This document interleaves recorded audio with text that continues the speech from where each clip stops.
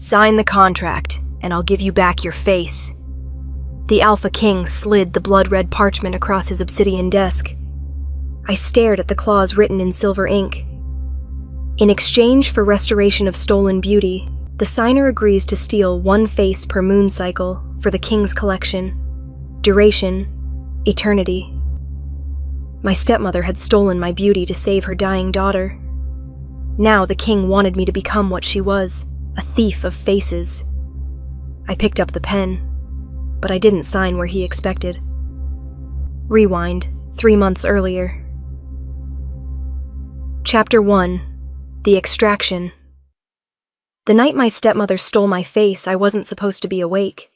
I'd drunk the chamomile tea she'd brought to my room, sweetened with honey the way I liked it, served with that sad smile she always wore when she looked at me. The smile that said, I wish I could love you the way I love her. I'd learned not to expect more. After my father died, Katrina Compton had tried. She'd braided my hair those first few months, asked about my day at the mills, even laughed at my jokes sometimes. But grief has a way of showing you what really matters to people, and what really mattered to Katrina was her daughter, Luna. Beautiful, dying Luna. The tea should have kept me under for hours. But my body had always metabolized sleep drafts poorly, a quirk my father used to joke about when I was small. My little owl, he'd called me, always awake when the world sleeps. So when I heard my bedroom door creak open near midnight, I kept my eyes closed and my breathing even. Katrina's footsteps were hesitant. She crossed to my bed and stood there for what felt like an eternity. So I could hear her breathing, quick, shallow, the way people breathe when they're about to do something terrible. I'm sorry, Serafina, she whispered finally. That's when I opened my eyes. She stood over me holding something I'd only seen in the illegal markets beneath the city, an extraction glass. The crystal sphere caught the moonlight, swirling with an oily iridescence that made my stomach turn. In her other hand, she held an empty vial. Stepmother? My voice came out small, confused, even though some part of me already understood. Stay still, she said, and there were tears on her cheeks. Please, it'll hurt less if you don't fight. What are you doing? What I have to. She pressed the extraction glass against my face. The pain was immediate and absolute. I'd heard people describe having their beauty stolen. Back alley victims who'd sold their faces to pay debts. Criminals who'd had them forcibly removed as punishment. They always said the same thing. It felt like being flayed alive from the inside out. They were wrong. It was worse. The glass didn't just pull at my skin. It reached deeper, into whatever part of me had always been called beautiful. I felt it unraveling. My mother's cheekbones, my father's warm brown eyes, the lips that had smiled at myself in mirrors and thought, yes, I can live with this face. All of it peeled away like golden mist, flowing into the crystal sphere, then streaming into the vial Katrina held beneath it. I couldn't scream. My throat had locked around the agony. In the extraction glass, I caught a glimpse of what was being stolen. Not just features, but something alive. The golden mist writhed and pulsed, almost like it was breathing, almost like it was aware. I'm sorry, Katrina said again, but she didn't stop. Luna is dying. The rot only takes the beautiful, and without your face, she's invisible to the disease. Do you understand? It's targeting her because she's too beautiful. But if I give her something plain, something ordinary, she'll survive. The rot won't see her anymore. The glass came away. I lay there gasping and lifted shaking hands to my face.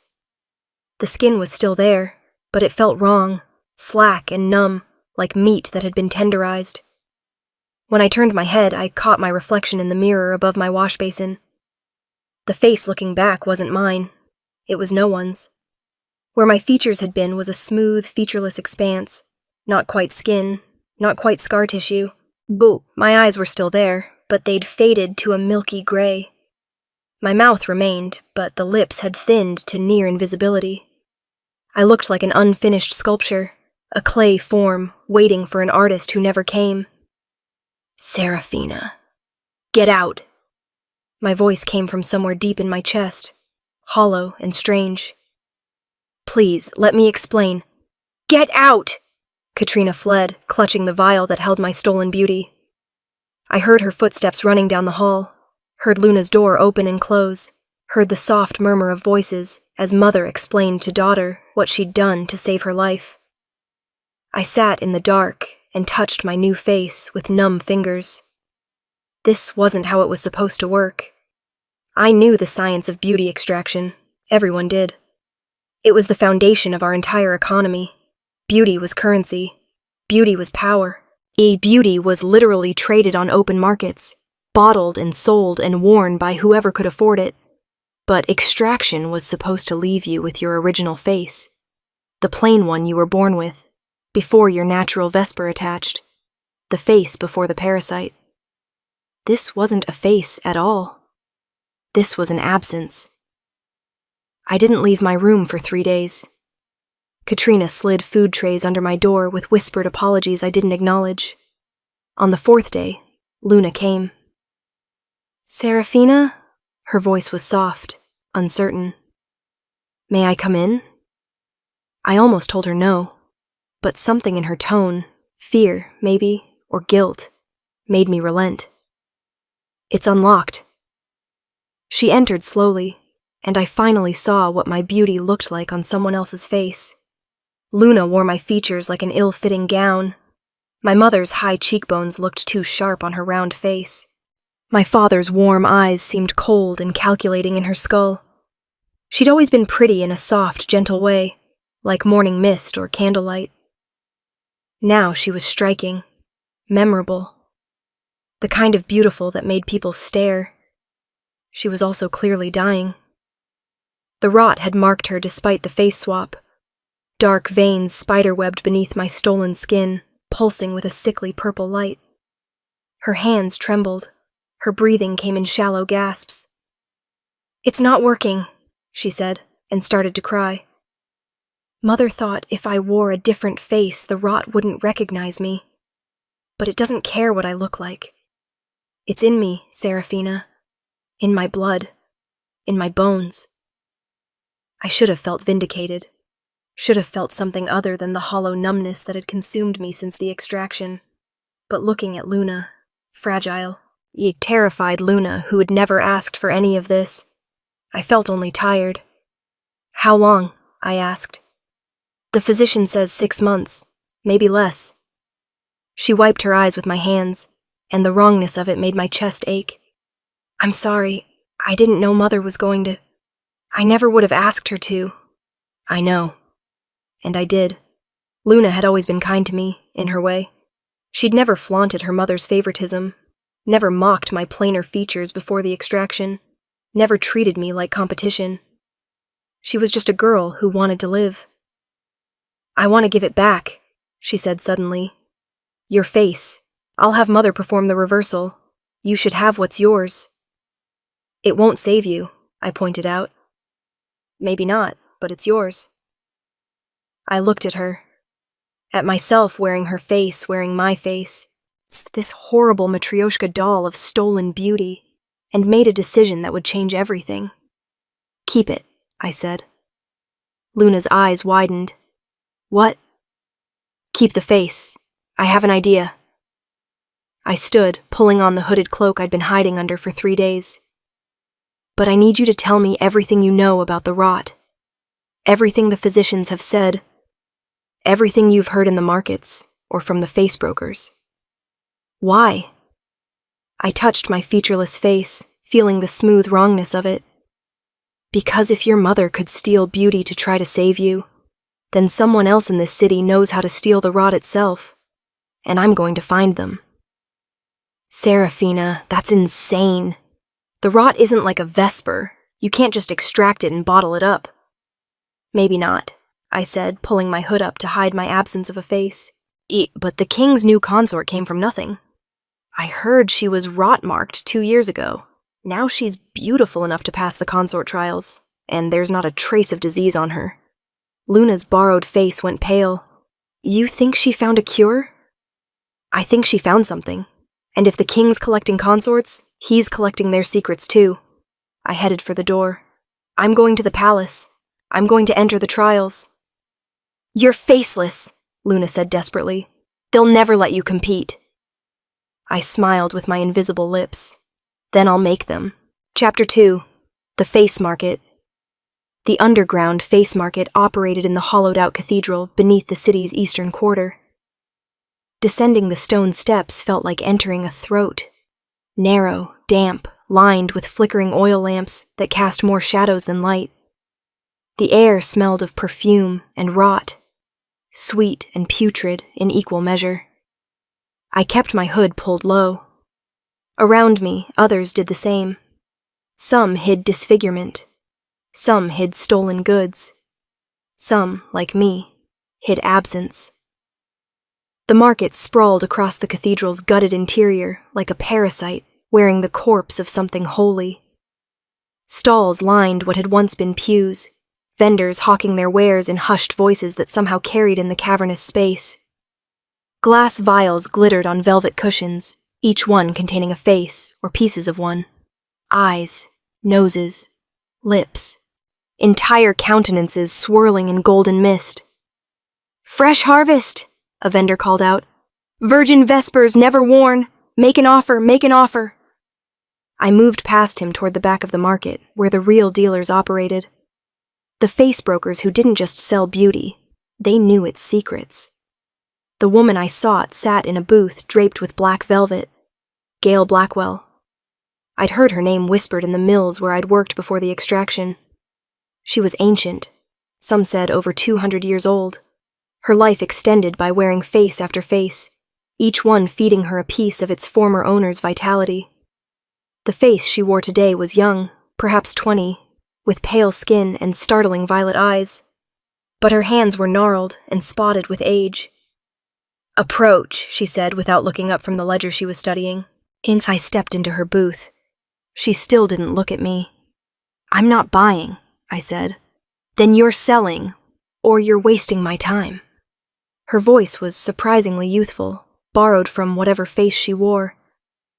"Show me what you've brought." "Information. I need to know about the rot." That made her look up. The violet eyes studied my hooded face with sharp interest. "Show yourself." I hesitated, then pushed back my hood. Gail's eyes widened, not with horror, but with something I couldn't quite name. Recognition? Fascination? "A hollow," she breathed. "A true hollow. I haven't seen one in 40 years. She leaned forward. "How much do you want for it?" "For what?" "Your void face. Do you have any idea how rare you are?" She was already reaching for an empty vial. "Most extractions leave the birth face intact, but sometimes, very rarely, the vesper takes everything when it's removed. Roots so deep, the extraction pulls out the original face along with the parasite, creates a void, a hole where a face should be." My stomach turned. "You're saying my stepmother didn't just steal my beauty, she stole my entire face." "Did she use an extraction glass?" "Yes." Gail sat back, shaking her head. "Then she was an idiot. Glass extractions are crude, violent. They rip instead of coaxing. For someone with your depth of vesper attachment, she studied my void face with disturbing hunger. Your beauty must have been rooted in you since birth.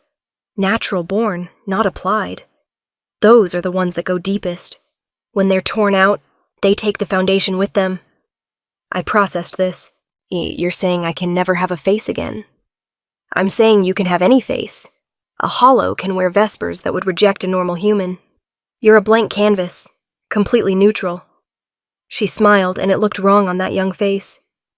"Some collectors would pay a fortune for someone like you. You could be a living gallery."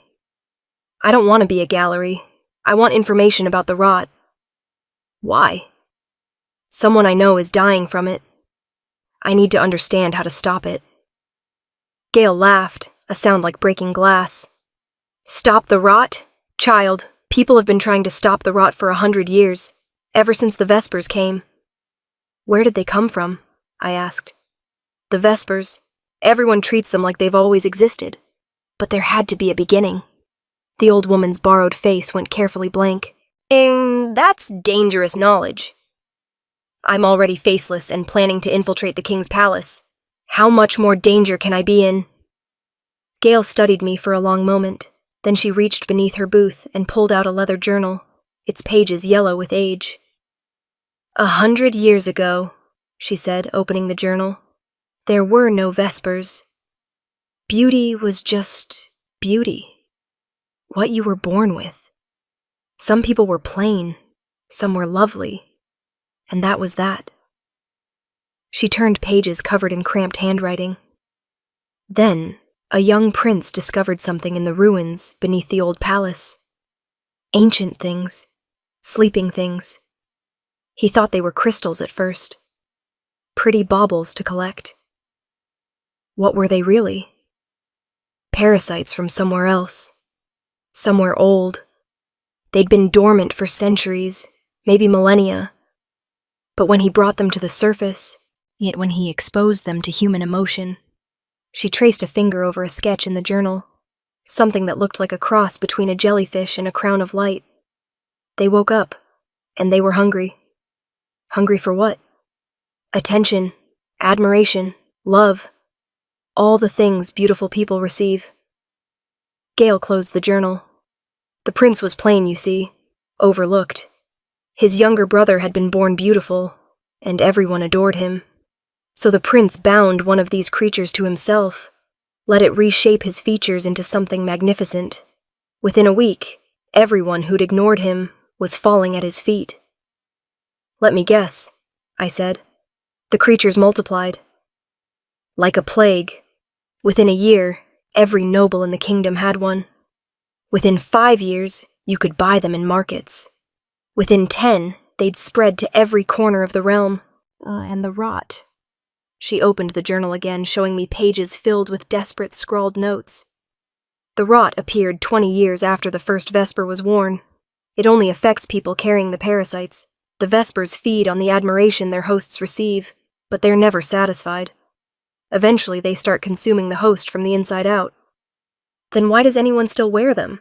I demanded. Gale gave me a pitying look. Because in our world, beauty is survival. The plain are servants. The ugly are cast out. The beautiful rule. If you refuse to wear a Vesper, you condemn yourself to the bottom of society. And if you wear one too long, she shrugged, you die beautiful. Most people consider that preferable to living plain. I thought of Luna, dying in my stolen face. Of Katrina, desperate enough to destroy her stepdaughter to save her child. Of every person I'd ever seen in the markets, buying and selling beauty like grain or cloth. The prince who started this, I said. What happened to him? He became king. And then, Gale's expression grew strange. Then the records get confused. Some say he died. Some say he disappeared. Some say he's still alive, hidden somewhere in the palace, sustained by the Vespers he collects. Which do you believe? She closed the journal. I believe the current king has been on the throne for 97 years, and that's not natural, even with Vesper life extension. I believe he wears a golden mask that no one has seen beneath. And I believe his consorts disappear after exactly 1 year of service. My blood went cold. Disappear where? That's what everyone wants to know. Some say he kills them. Some say he keeps them in a harem beneath the palace. Some say... She leaned forward, and her borrowed young face looked ancient. Some say he wears them. That under that golden mask is a collection of every face he's ever taken. All of them screaming. All of them trying to surface. I stood abruptly, my head spinning. Wait, Gale called. You said you're going to the palace. To the consort trials. Yes. Then you'll need proof of beauty to enter. A vial. Evidence that you had a face worth stealing. She pulled out an empty crystal container. I can forge one for you. Say you stored your beauty for safekeeping before it was stolen. It'll cost you, though. I don't have money. I don't want money. She gestured at my void face. Let me take a sample, just a small one. Void face essence is incredibly rare. I could study it, maybe find out why some extractions create hollows while others don't. Everything in me screamed to refuse, but I needed that forged vial. How small a sample? 1 tear, that's all.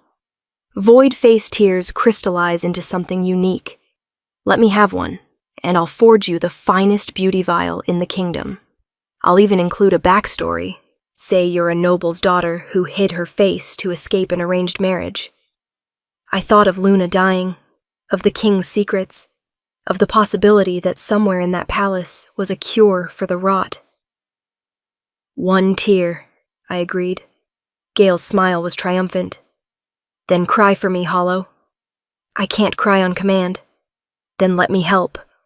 She pulled out a small knife. This won't hurt. Much.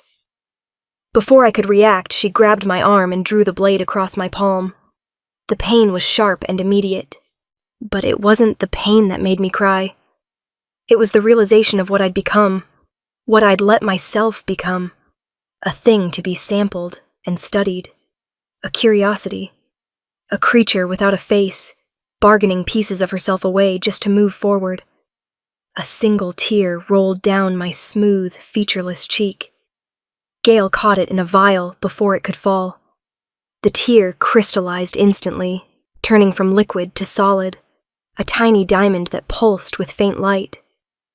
Beautiful, she whispered, holding it up to the lamplight. Absolutely beautiful. She tucked it away and pulled out a larger vial, this one filled with swirling golden mist. She worked quickly, using tools I didn't understand, adding drops of this and that until the mist took on a specific hue and texture. There, she said, handing it to me. This is you. Or rather, this is who you were. Lady Seraphina, minor noble from the eastern provinces. Born beautiful, hid your face in this vial when you fled an arranged marriage to a cruel lord. You're entering the consort trials to win the king's protection and reclaim your beauty. I took the vial, watching the false beauty swirl inside it. Will this actually work? The forgery? It's flawless. But whether you can survive the trials, Gale's expression grew serious. That depends on you, and on what you're willing to sacrifice. What do you mean? The trials aren't what people think. They're not about being the most beautiful. They're about proving you understand the true cost of beauty, that you'll pay any price to keep it. She leaned back in her chair. Most contestants don't realize that until it's too late. They think it's a competition. It's not. It's a transaction. And the king always collects his payment. I tucked the vial into my cloak. Then I'll make sure I know the price before I agree to pay it. Smart girl, though not smart enough, clearly, or you wouldn't be doing this at all. She waved a dismissive hand. Go, the trials begin in 3 days. If you survive them, come back and tell me what you learned. I'll make it worth your while. I turned to leave, then paused. The prince who discovered the Vespers. What was his name? Gale's borrowed face showed nothing. Does it matter? It might. She was quiet for a long moment. Then, the records call him Luther. Prince Luther, second son of King Raymond the Just. The plain one. The overlooked one. The one who changed the world because he couldn't stand being invisible. And his brother? The beautiful one? Prince Gregory. He died young. Very suddenly. The night before Luther's coronation. She met my eyes. Draw your own conclusions. I left the booth with more questions than answers, but I had what I needed. A forged vial, a backstory, and a name. Luther. If the king was who I suspected, if he'd been on the throne for a century, sustained by stolen faces and Vesper magic, then I was about to walk into the den of the man who'd created this entire nightmare.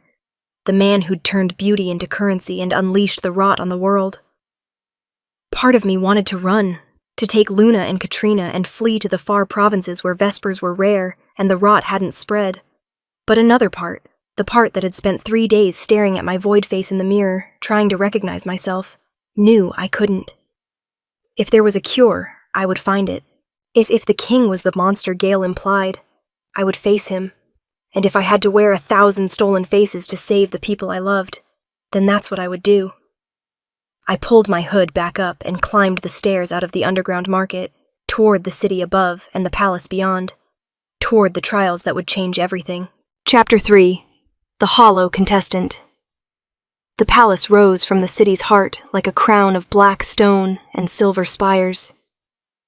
I'd seen it from a distance all my life, but standing at its gates made my breath catch. Up close, the walls seemed to pulse with a faint luminescence. Vesper magic, woven into the very foundation. The consort trials were open to anyone. That was the law. But the guards at the entrance made it clear that anyone had conditions. "Show your vial," the first guard demanded. He was tall, broad-shouldered, wearing armor that gleamed too brightly in the afternoon sun. His face was handsome in a manufactured way, strong jaw, sharp cheekbones, eyes the color of summer sky. A purchased face, clearly. Expensive. I held up the forged vial Gale had given me. The golden mist inside swirled hypnotically. The guard studied it, then me, or rather, my hood. "Remove your covering." My heart hammered against my ribs. "I prefer to keep my face hidden until the trials begin. It's part of my strategy. No hoods in the palace. Security protocol." His hand moved to his sword hilt. "Remove it or turn back." Behind me, other contestants shifted nervously. I could feel their eyes on me, curious and judgmental in equal measure. I had no choice. I lowered my hood. The guard's manufactured handsome face went slack with shock. Around me I heard gasps. Someone retched. "What in the king's name?" the guard started. "I'm a hollow," I said clearly, forcing my voice to stay steady. "My face was extracted completely. I'm here to compete for the chance to reclaim it. The law says anyone can enter. Anyone with proof they once had beauty worth keeping." I held up the vial again. The guard looked between me and the vial several times, his expression cycling through disgust, confusion, and finally, bureaucratic resignation. "Wait here," he muttered, then disappeared through the gates. The other contestants gave me a wide berth. There were perhaps 20 of them, all clutching their vials, all wearing faces of varying beauty. Some were clearly natural-born, their vespers grown with them since childhood. Others had the slightly artificial perfection of purchased beauty, features too symmetrical, skin too flawless, eyes colors that didn't quite exist in nature. One woman stood out. She wore a veil, but her hands were withered and spotted with the purple veins of rot. Advanced stage, from the look of it. She caught me staring and gave a slight nod, not friendly but acknowledging. We were both dying in our own ways. The guard returned with a tall woman in flowing silver robes. She had the ageless quality of someone who'd worn many faces, her current one beautiful but deliberately neutral, forgettable features that drew no particular attention. "I am Mistress Wanda Norman," she announced, her voice carrying across the courtyard. "I oversee the consort trials." Her gaze found me in the crowd. "Approach, Hollow." I stepped forward, acutely aware of every eye on me. Wanda studied my void face with clinical interest. "Explain how a hollow came to possess a beauty vial." I recited the story Gale had crafted. "I'm Lady Seraphina, from the eastern provinces. I extracted my own face and stored it before fleeing an arranged marriage. I've come to win the king's protection and reclaim what's mine. Why not simply reapply your beauty now?" "Because a vesper requires a willing bond. If I wear my beauty while fleeing my betrothed, he could track the vesper's signature. But if I win the king's favor, I'll be untouchable, safe to be beautiful again." It was a good story, plausible, the kind of desperate gambit a noblewoman might actually attempt. Wanda's expression revealed nothing. "The king has never accepted a hollow contestant before." "The law doesn't forbid it," I countered. "The law also doesn't require us to accept you." My stomach dropped, but before I could respond, a voice cut through the courtyard, young, male, bored. "Let her compete." Everyone turned. A man stood in the palace doorway. He wore simple black clothing and a golden mask that covered his entire face, smooth, featureless, except for eye holes that revealed nothing but shadow. His voice came from everywhere and nowhere, as if the mask itself were speaking. "Your Majesty," Wanda said, dropping into a deep curtsy. Around me, the other contestants did the same. I followed their lead, lowering my gaze. The king. I was looking at the king. "A hollow contestant," he continued, his tone suggesting mild curiosity. "How unexpected. When was the last time we had one, Mistress Norman?" 43 years ago, Your Majesty." "And what happened to her?" She didn't survive the first trial, Your Majesty." "Pity." The king descended the steps with inhuman grace. As he moved closer, I noticed details that made my skin crawl. His hands were young, smooth, unlined. But the way he carried himself spoke of centuries, and beneath the edges of his mask, I could see something moving, something that writhed and pulsed like living tissue. He stopped in front of me. "Look at me, Hollow." I raised my head, meeting the shadow-filled eyes of his mask. "What's your name?" "Seraphina, Your Majesty." "Seraphina," he repeated, as if testing how it felt in his mouth. "Do you know what the trials involve?" "Tests of beauty, worthiness, and devotion to the crown." "That's the official description. Would you like to know the truth?" My throat went dry. "Yes, Your Majesty." He leaned closer.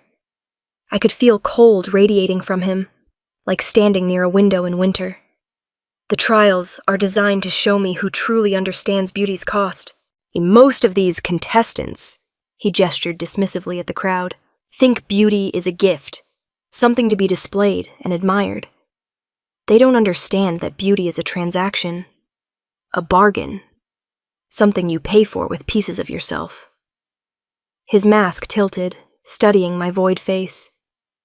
"But you've already paid, haven't you? You've learned what it costs to lose beauty. That makes you interesting." "Thank you, Your Majesty." "Don't thank me yet. The trials are still likely to kill you." He straightened, addressing Wanda. "Accept her. I want to see how long a hollow can last." "As you wish, Your Majesty."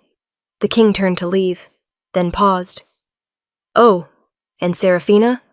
One more thing." "Yes, Your Majesty?" "I know you're lying." My blood turned to ice. "Your story about fleeing an arranged marriage, it's plausible but false. I can always tell." He tapped his golden mask. "When you've worn as many faces as I have, you learn to read the truth beneath the surface. But I'll allow the deception for now. It's more interesting than the truth anyway." He disappeared back into the palace, leaving me standing frozen in the courtyard. Wanda's expression had shifted to something almost like pity. "Follow me, contestants. I'll show you to your quarters. The first trial begins at sunset." The contestants' wing was surprisingly luxurious. We each received private chambers with silk bedding, wardrobes full of gowns, and attendants who brought food and drink without being asked. It felt less like a competition and more like being fattened for slaughter. I was examining the gowns, all beautiful, all completely unsuited for someone without a face to frame them, when someone knocked on my door. "Come in," I called. The veiled woman from the courtyard entered. Up close, I could see the rot had progressed even further than I'd thought. The purple veins covered her hands completely, creeping up her neck toward her jaw. She had weeks at most. "I'm Teresa," she said, her voice raspy. "Teresa Bass. I wanted to meet the other dying girl." "I'm not dying. Aren't you?" She gestured at my void face. "We both know you can't survive in this world looking like that. Even if you win, even if you reclaim your beauty, you'll spend the rest of your life terrified it'll be stolen again. That's a kind of death." I couldn't argue with that. Teresa sat down on my bed without invitation. "I'm here because I have nothing to lose. The rot's going to kill me in a month, maybe less. But if I win, if I become the king's consort, maybe he'll share whatever keeps him alive. Maybe I can buy myself a few more years." "Do you think he'll actually cure you?" "No." Her laugh was bitter. But I think he might be able to, and that's enough to make me try. What about you? What's your real reason for being here? I considered lying, then decided against it. Teresa was dying. What did it matter if she knew the truth? Someone I care about has the rot. I think the king knows how to cure it.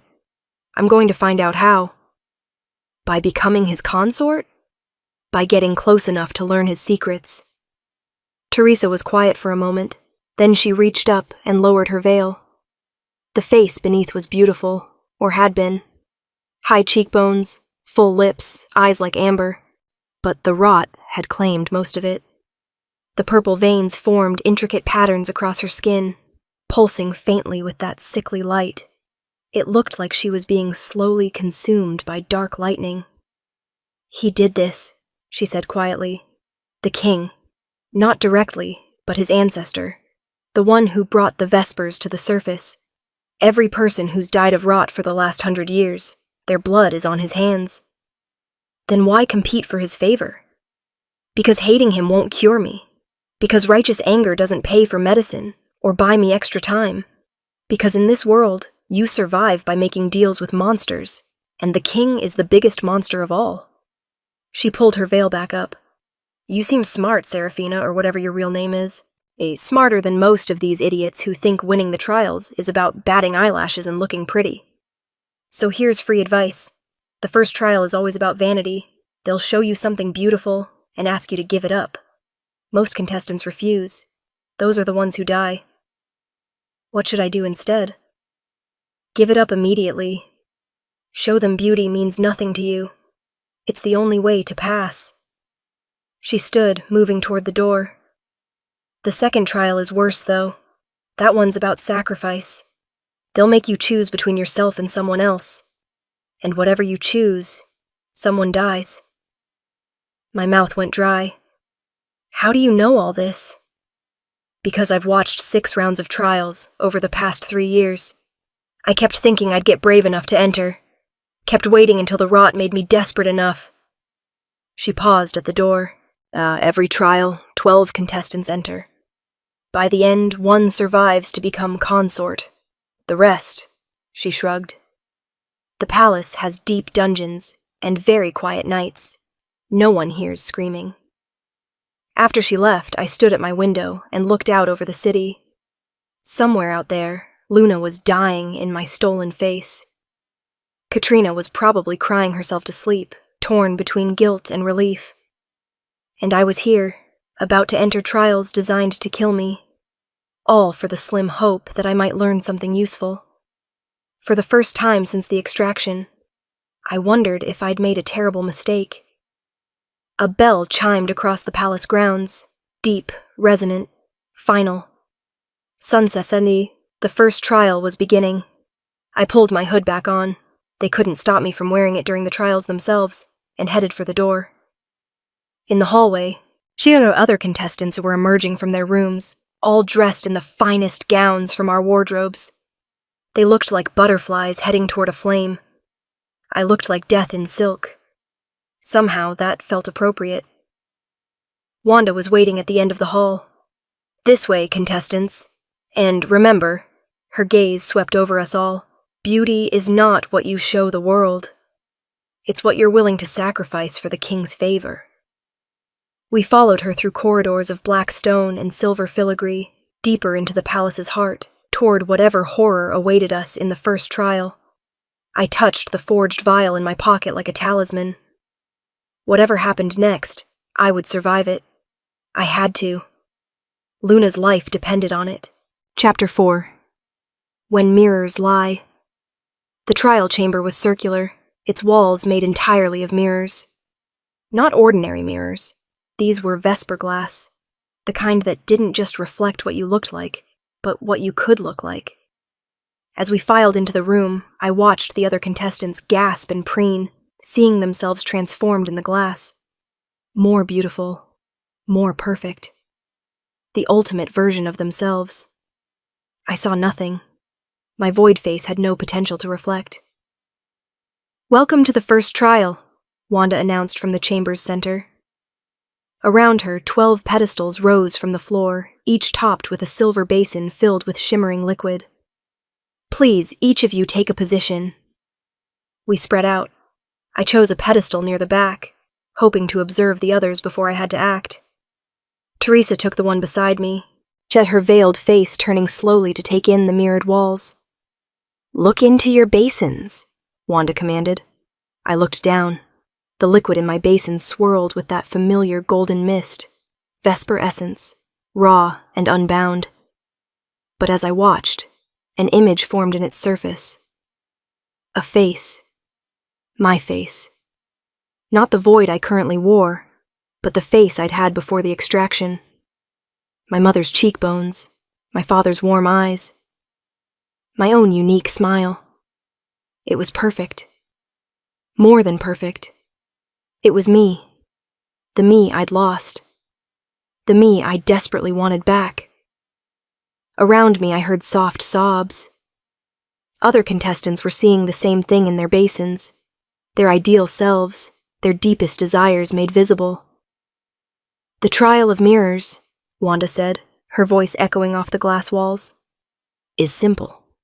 In each basin is a gift from the king, a new face, a better face, and more beautiful than the one you currently wear, perfectly tailored to your features. All you have to do is reach in and claim it." It sounded too easy. It was too easy. "However," Wanda continued, and there was the catch, "only those who truly deserve beauty may wear it. If your heart harbors vanity, if you desire beauty for selfish reasons, the Vesper will reject you. And rejection," she gestured to the mirrored walls, "rejection is painful." One contestant, a young woman with auburn hair and a face like porcelain, immediately reached into her basin. "I'll go first," she announced. "I'm not afraid of—" Her scream cut off her words. The golden mist surged from the basin, engulfing her hand, her arm, her entire body. She thrashed and shrieked as it covered her, and through the translucent mist, I could see her face changing, but not improving, melting. Her features ran like wax, her skin bubbling and reforming into something grotesque. When the mist cleared, she collapsed to the floor. Where her beautiful porcelain face had been was now a twisted mass of scar tissue and malformed bone. She was still alive. Her chest rose and fell, but she was beyond help. Guards appeared from hidden doors and dragged her away. Her screams echoed long after she disappeared. "As I said," Wanda continued calmly, as if nothing had happened, "rejection is painful. Now, who else would like to try?" No one moved. I stared at the face in my basin, my lost face so close I could almost touch it. Teresa's advice rang in my mind. Give it up immediately. Show them beauty means nothing to you. But this wasn't just any beauty. This was mine. My face. My identity. The thing that had been stolen from me. Could I really give it up? "I'll try," a voice called out. A man this time, older, with silver threading his dark hair. He had the bearing of minor nobility. "But I don't want the face in my basin." Wanda raised an eyebrow. "No? No, I want to keep the face I have now. It was my father's before he died. He passed it to me on his deathbed. I've worn it for 30 years. The man's voice cracked. "I'm not here to become more beautiful.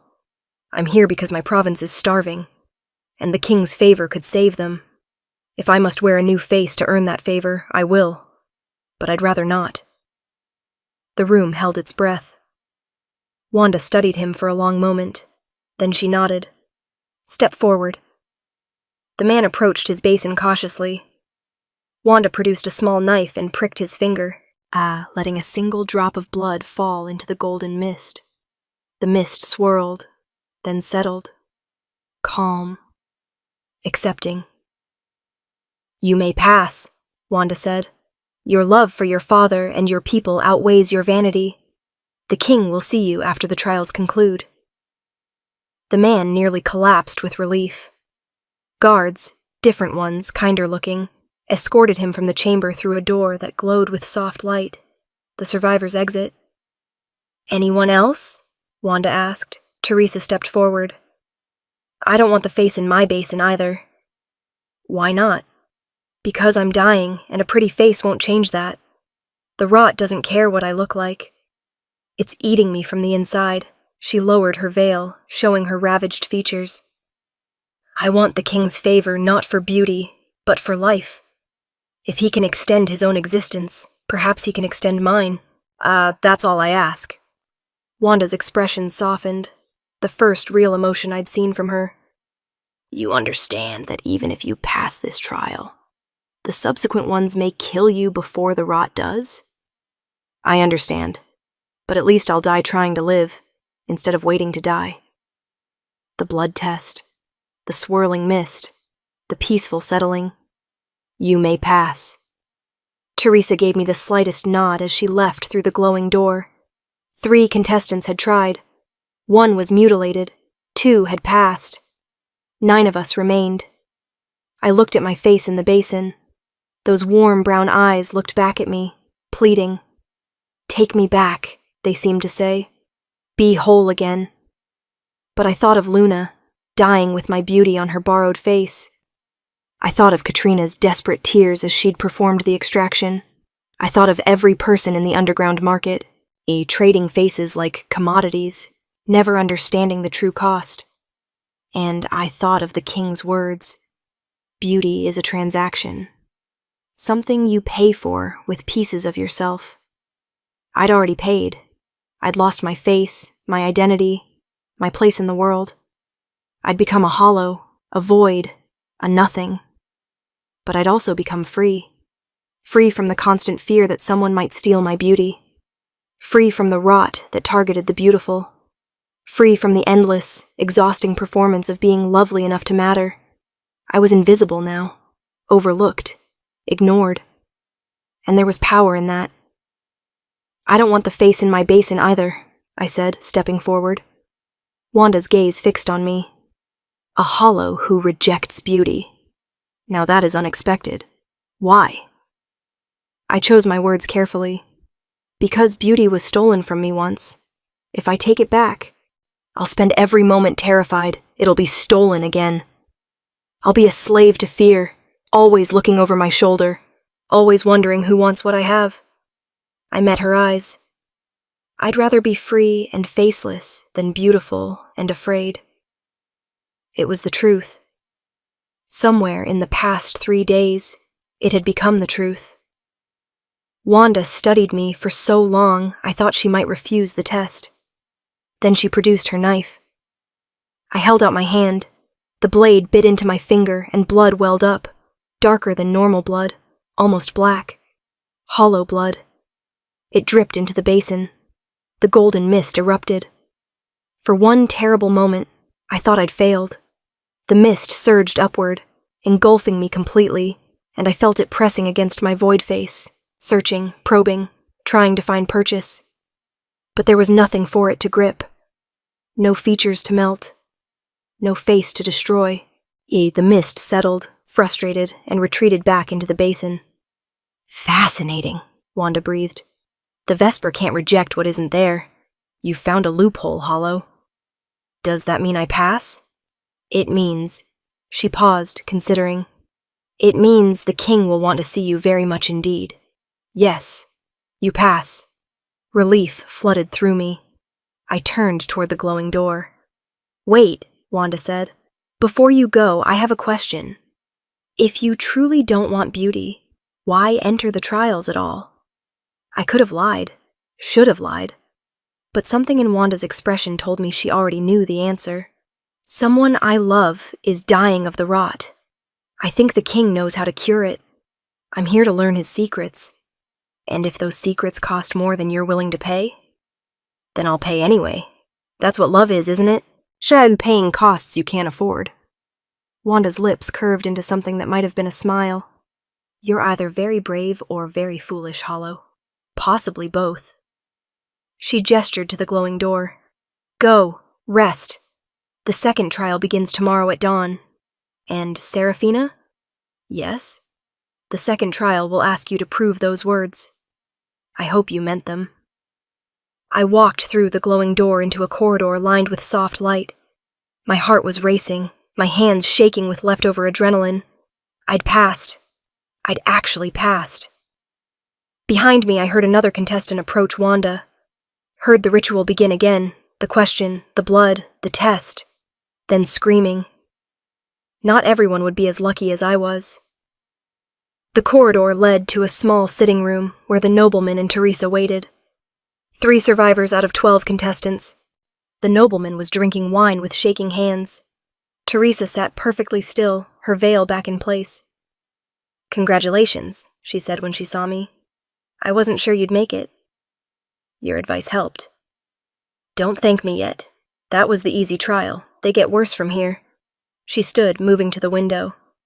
Outside, night had fallen completely. "The second trial is at dawn. I suggest you sleep while you can." "What about you?" "I don't sleep much anymore. The rot makes everything hurt. Rest feels like giving in." She touched her chest, where I knew the purple veins were spreading beneath her clothes. "Besides, I want to see the sunrise one more time. Just in case." I left her there, silhouetted against the window, and found my way back to my chamber. The attendants had left food and fresh water, but I couldn't eat, when my stomach was twisted in knots. I lay on the silk bed and stared at the ceiling, thinking about the face I'd rejected. My face. The one I'd desperately wanted just hours ago. Had I meant what I'd said to Wanda? Was I really willing to stay faceless forever if it meant staying free? Or had I just told a beautiful lie to pass the trial? I didn't know, and that terrified me more than any Vesper rejection could have. Sleep came eventually, fitful and full of dreams. I dreamed of mirrors that showed nothing, of basins filled with faces that weren't mine, of a golden mask that whispered secrets in a voice like breaking glass. And when I woke to the pre-dawn darkness, I knew with absolute certainty that Wanda had been right. The second trial would be worse, much worse. Chapter 5. The Execution Chamber. Dawn broke gray and cold. I dressed in the simplest gown I could find, dark blue, unadorned, and pulled my hood up before leaving my chamber. In the corridor, I found only 2 others waiting, Teresa and the nobleman whose name I'd never learned. 8 contestants had failed the first trial. 3 of us remained. "Where are the attendants?" I asked. The halls felt wrong. Too quiet, too empty. "Gone," the nobleman said. His face was haggard, his father's features drawn with exhaustion. "They cleared out an hour ago. Whatever happens next, they don't want to witness it." Teresa said nothing. Her veiled face turned toward the window, where weak sunlight struggled through clouds. Wanda appeared as if summoned by our unease. She wore black today instead of silver, and the change felt ominous. "Follow me," was all she said. She led us deeper into the palace, down staircases I hadn't known existed, through corridors that grew progressively colder and darker. We were heading underground, into the dungeons Teresa had mentioned. Finally, we emerged into a vast circular chamber. Unlike the mirrored room, this one was made of rough stone, ancient and stained with things I didn't want to identify. 3 chairs sat in the center, facing a raised platform. On the platform stood 3 glass cells. My blood went cold. Each cell contained a person. In the first cell was a young woman, perhaps 16, with the hollow-eyed look of someone who'd been imprisoned for days. In the second was an elderly man, his clothes marking him as a scholar or physician. In the third was Luna. My stepsister sat with her knees drawn to her chest, wearing my stolen face. The purple veins of rot crawled up her neck, across her cheeks, worse than when I'd last seen her. She looked up as we entered, and her eyes, my eyes, widened in recognition. "Serafina?" she whispered. I couldn't breathe, couldn't think.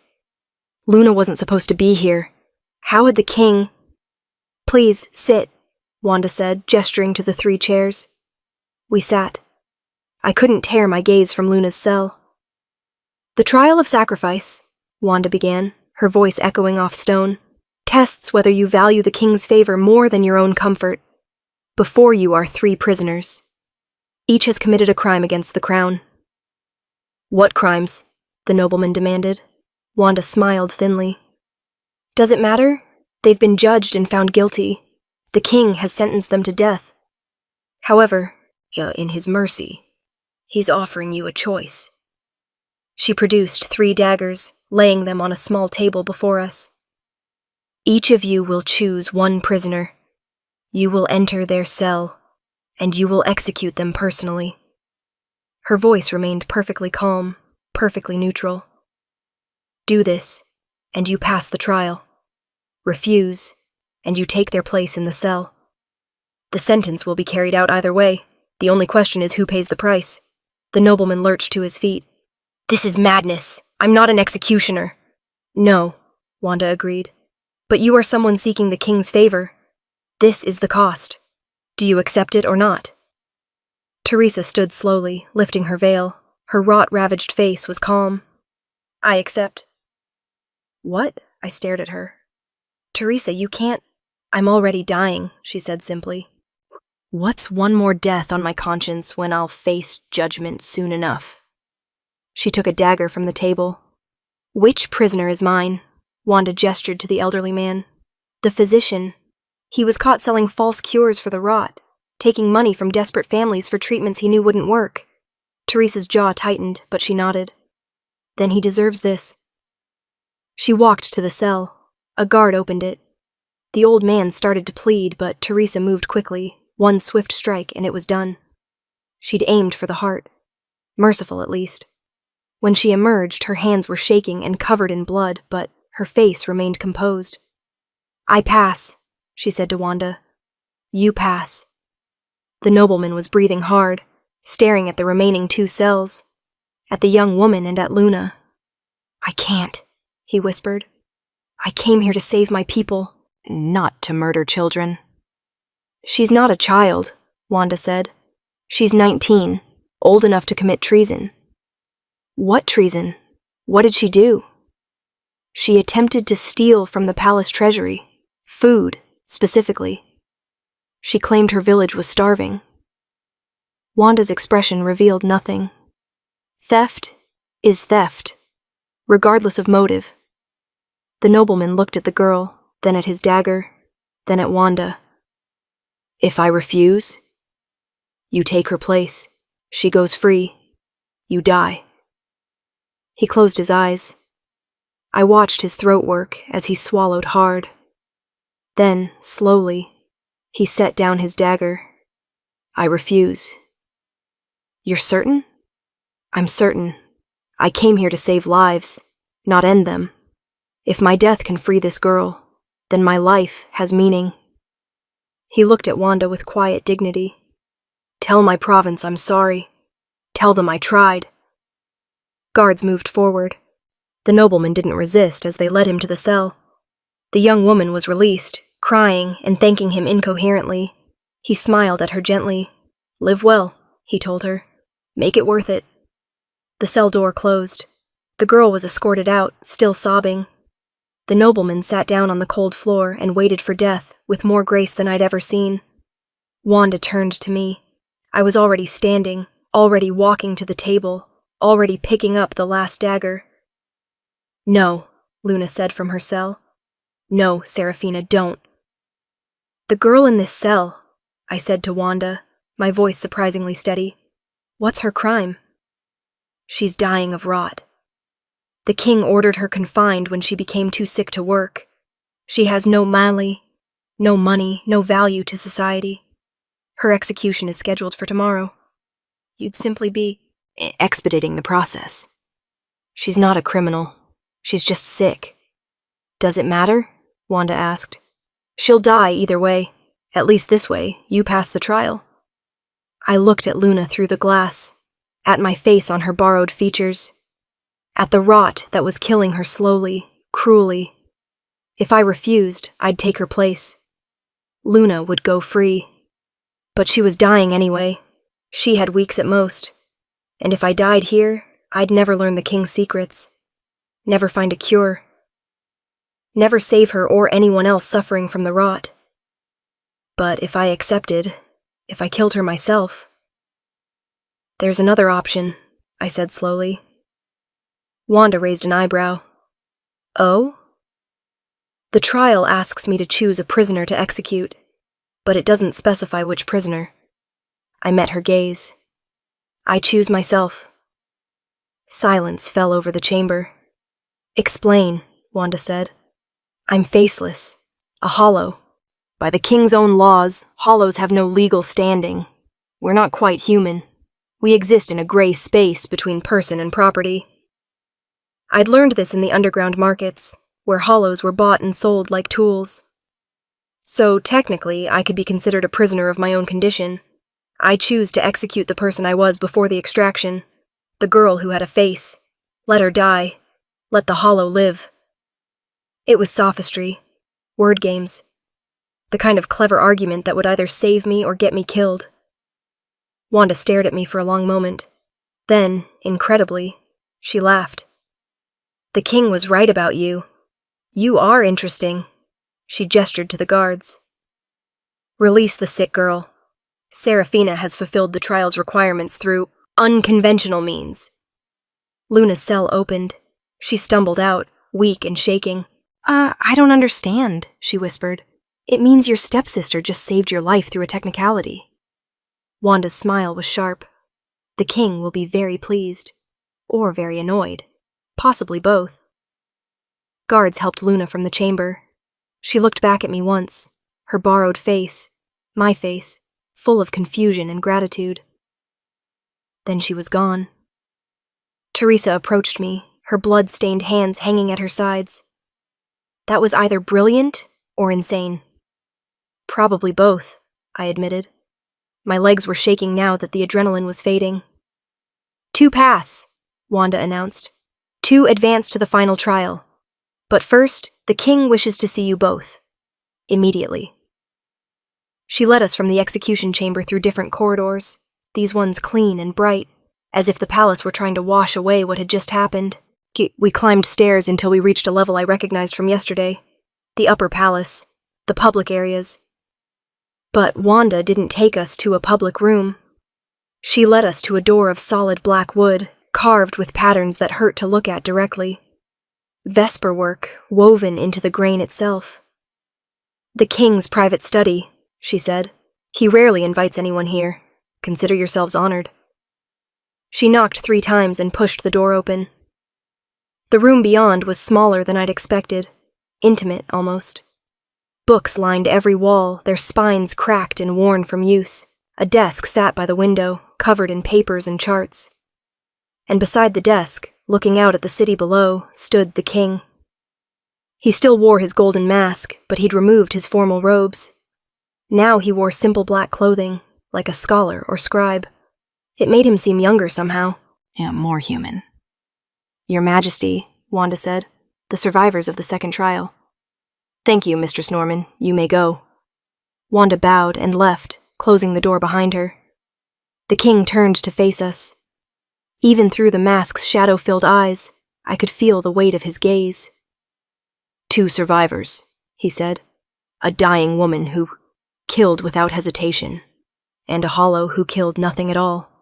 How delightfully contradictory. Teresa lowered her head respectfully. I did the same, though I kept my hooded face angled enough to watch him. Tell me, Teresa Bass, the king continued, do you regret it? Killing that old man? No, Your Majesty. Her voice was steady. He deserved it. Because he sold false hope? Because he profited from suffering. I've bought 3 of his cures over the past year. Spent my life savings on them. None of them worked. None of them even slowed the rot. Her hands clenched. If I'm going to die, at least he won't kill anyone else. The king nodded slowly. Understandable. And you, Serafina, do you regret your cleverness? No, Your Majesty. Even though it saved a dying girl for perhaps a few extra weeks of suffering? The question hit harder than I'd expected. I couldn't kill her, not when there might still be hope. Hope, the king repeated. Such a dangerous word. Hope keeps people alive when they should let go. Hope makes them cling to false cures and empty promises. Hope is often crueler than death. He moved to his desk and picked up one of the charts. I caught a glimpse of diagrams, human bodies, marked with spreading patterns that looked disturbingly like the rot's progression. Do you know what I do in this room? He asked. I search for a cure. Every day for 97 years, I've studied the rot, trying to understand how to stop it. Do you know what I've learned? Neither of us answered. I've learned that the rot isn't a disease. It's a consequence. The Vespers feed on admiration, but admiration is finite. Eventually, they consume more than their hosts can provide, and they start eating the host itself. The rot is what happens when beauty becomes parasitic. He set down the chart. Every beautiful person in this kingdom is dying slowly, some faster than others, but all dying. Then why let people keep wearing Vespers? I asked. Why not ban them? Because I can't. The king's voice carried genuine frustration. The Vespers are everywhere now. They breed in pools of collected admiration. They spread through markets and touch. If I banned them tomorrow, people would wear them anyway. Beauty is currency. Without it, society collapses. So you just let people die? I let people make their own choices, and I search for a cure that might not exist. He turned back to the window. The final trial begins tomorrow. One of you will become my consort. One will die. Are you prepared for that?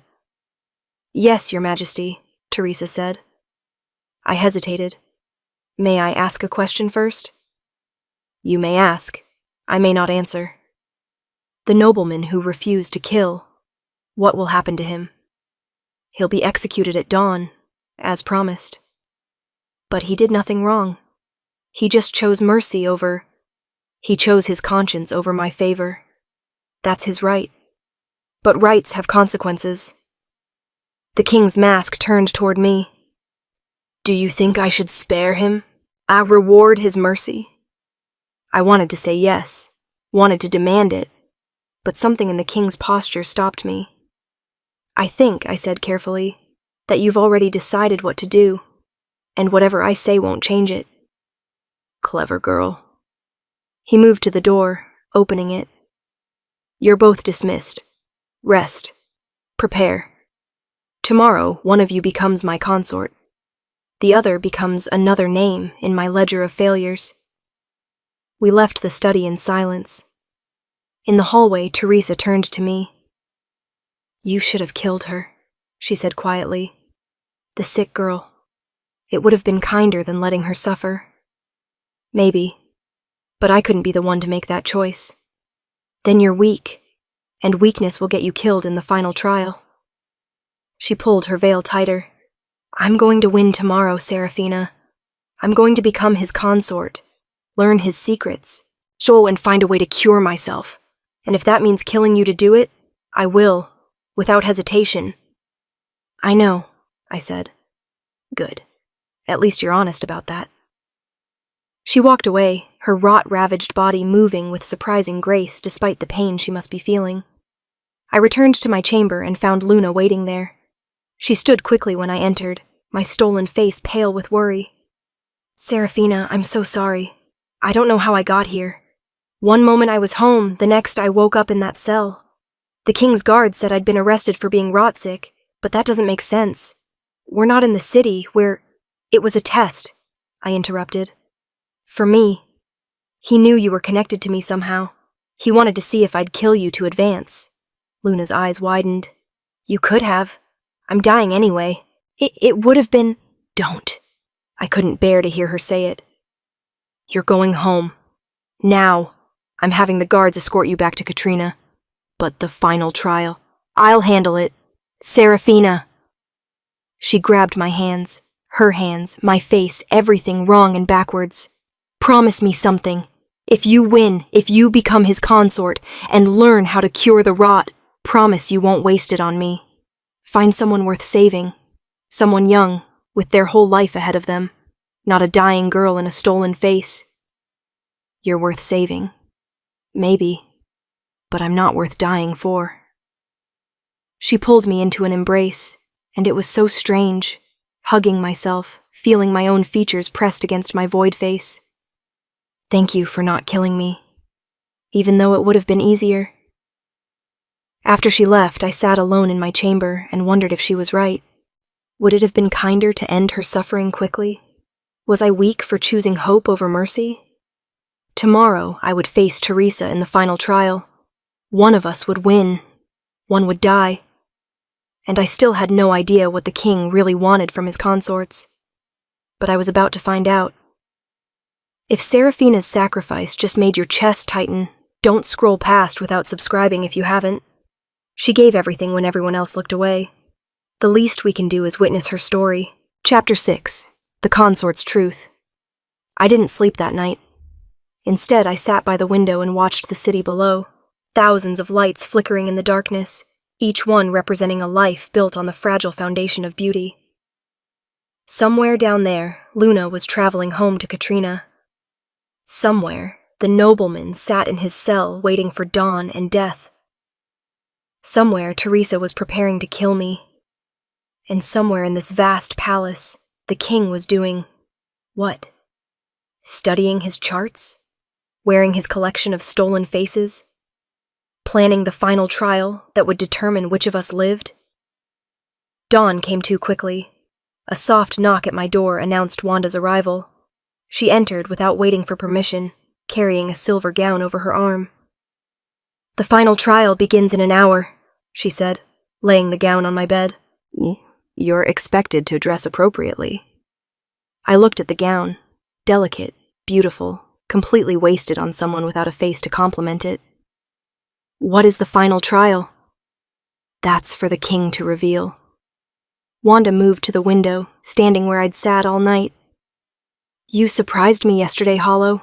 Most contestants would have taken the easy path, killed the sick girl, and moved forward. That's not who I am. No, you're someone who plays word games and finds loopholes, someone who values cleverness over pragmatism. She turned to face me. The king appreciates that, but cleverness won't save you today. What will? Truth. Wanda's expression grew serious. The final trial isn't about beauty or sacrifice. It's about understanding what the king really needs from a consort. Most contestants think he wants a decorative companion, someone lovely to display at state functions. They're wrong. Then what does he want? That's what you need to figure out, and quickly, because Teresa already knows. Wanda moved toward the door. One more thing. The nobleman who refused to kill. He's not being executed. My heart leapt. He's not? The king pardoned him this morning, sent him home with enough gold to feed his province for a year. She paused in the doorway. The king values mercy more than obedience. Remember that. After she left, I sat staring at the silver gown for a long moment. Then I dressed, pulled my hood up, and prepared to face whatever came next. The final trial took place in a room I hadn't seen before. The king's throne room, but transformed. The massive space had been cleared of courtiers and guards, and now it held only 3 figures. The king on his throne, Teresa standing before him in a gown of deep crimson, and Wanda to the side. I entered and took my place beside Teresa. Up close, I could see how much the rot had progressed overnight. The purple veins now covered most of her neck, creeping up toward her jaw. She was running out of time. "Welcome to the final trial," the king said from his throne. His golden mask caught the light streaming through the high windows. 2 contestants remain. Only one will become my consort. The trial is simple. Answer one question truthfully. Whoever gives the better answer wins. Teresa and I exchanged glances. After everything, the mirrors, the executions, the psychological torture, the final trial was just a question. "Teresa Bass," the king continued, "you go first. Tell me, Why do you want to be my consort? Teresa didn't hesitate. Because I'm dying, Your Majesty. The rot is killing me, and I believe you have the knowledge to cure it. I want to live. That's all I've ever wanted. To live long enough to see another sunrise, another season, another year. If becoming your consort gives me that chance, I'll serve you faithfully for however long you grant me. It was honest, raw, the desperate plea of someone with nothing left to lose. The king was silent for a moment, then, and if I told you there is no cure, that I've spent a century searching and found nothing, would you still want to be my consort? Teresa's face, what remained of it beneath the rot, crumpled. I don't know. Think carefully. If I cannot cure you, if becoming my consort simply means dying in a palace instead of a hovel, would you still choose this?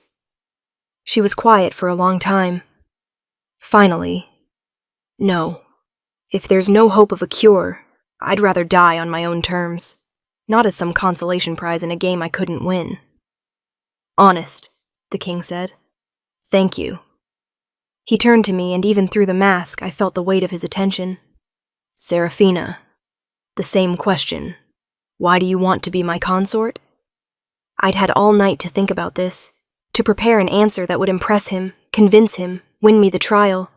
But standing there, looking at his golden mask and thinking of all the faces trapped beneath it, I found I couldn't lie. I don't want to be your consort, I said. The room went completely still. I never did, I continued. I came here to learn your secrets, to find out if you had a cure for the rot, because someone I love is dying from it. I thought if I could get close to you, I could discover something, anything that might save her. But I don't actually want to be your consort. I don't want to live in a palace, or wear beautiful gowns, or be displayed at state functions. I just want to save one dying girl and go home. Even though you don't have a home anymore, the king said quietly. Even though you're faceless and unmarriageable and unemployable. Where exactly would you go? I don't know, but it would be my choice, my life, not a role I'm playing to win someone's favor. And the girl you love, your stepsister, I presume, given her face. What if I told you I can't cure her, that the rot is too advanced, too deeply rooted? Would you still want to leave? My throat tightened. Yes. Why? Because staying here won't save her. It'll just mean I'm trapped in a palace while she dies alone. At least if I leave, I can be with her at the end, hold her hand, tell her she's loved. That has to mean something. The king stood from his throne and descended the steps. He moved with that same inhuman grace, stopping directly in front of me. Remove your hood, he commanded. I pushed it back, revealing my void face. The king studied me for a long moment. Then, slowly, he reached up and removed his golden mask. Teresa gasped. Wanda looked away. I couldn't move. Where the king's face should have been was a swirling void, not empty like mine, but full. Hundreds of faces pressed against translucent skin, all trying to surface at once. I caught glimpses of them, young, old, male, female, beautiful, plain, all screaming silently, all trapped. This is what I am, the king said, and his voice came from everywhere and nowhere, as if all those trapped faces were speaking in unison. Luther, the prince who wanted to be beautiful, who released the Vespers and damned the world, who murdered his brother and took the throne, who spent a century trying to atone for his mistakes by searching for a cure. He touched his void face and the collection of stolen faces that writhed beneath his skin. Every consort I've ever taken has worn their face for exactly 1 year. Then the Vesper consumes them completely, and I add them to my collection. Not because I want to, because I have no choice. The Vespers inside me are hungry. If I don't feed them, they consume me. If I die, they're released into the world again, and the cycle starts over. Why tell us this? Teresa whispered. Because the question wasn't, why do you want to be my consort? The question was, do you understand what being my consort truly means? He looked at Teresa. You want to live. I respect that. But I can't give you life. Only a year's delay before death. Is that acceptable? Teresa's eyes filled with tears. A year? That's all? That's all I can offer. She closed her eyes. When she opened them again, they were clear. Decided. Then I accept.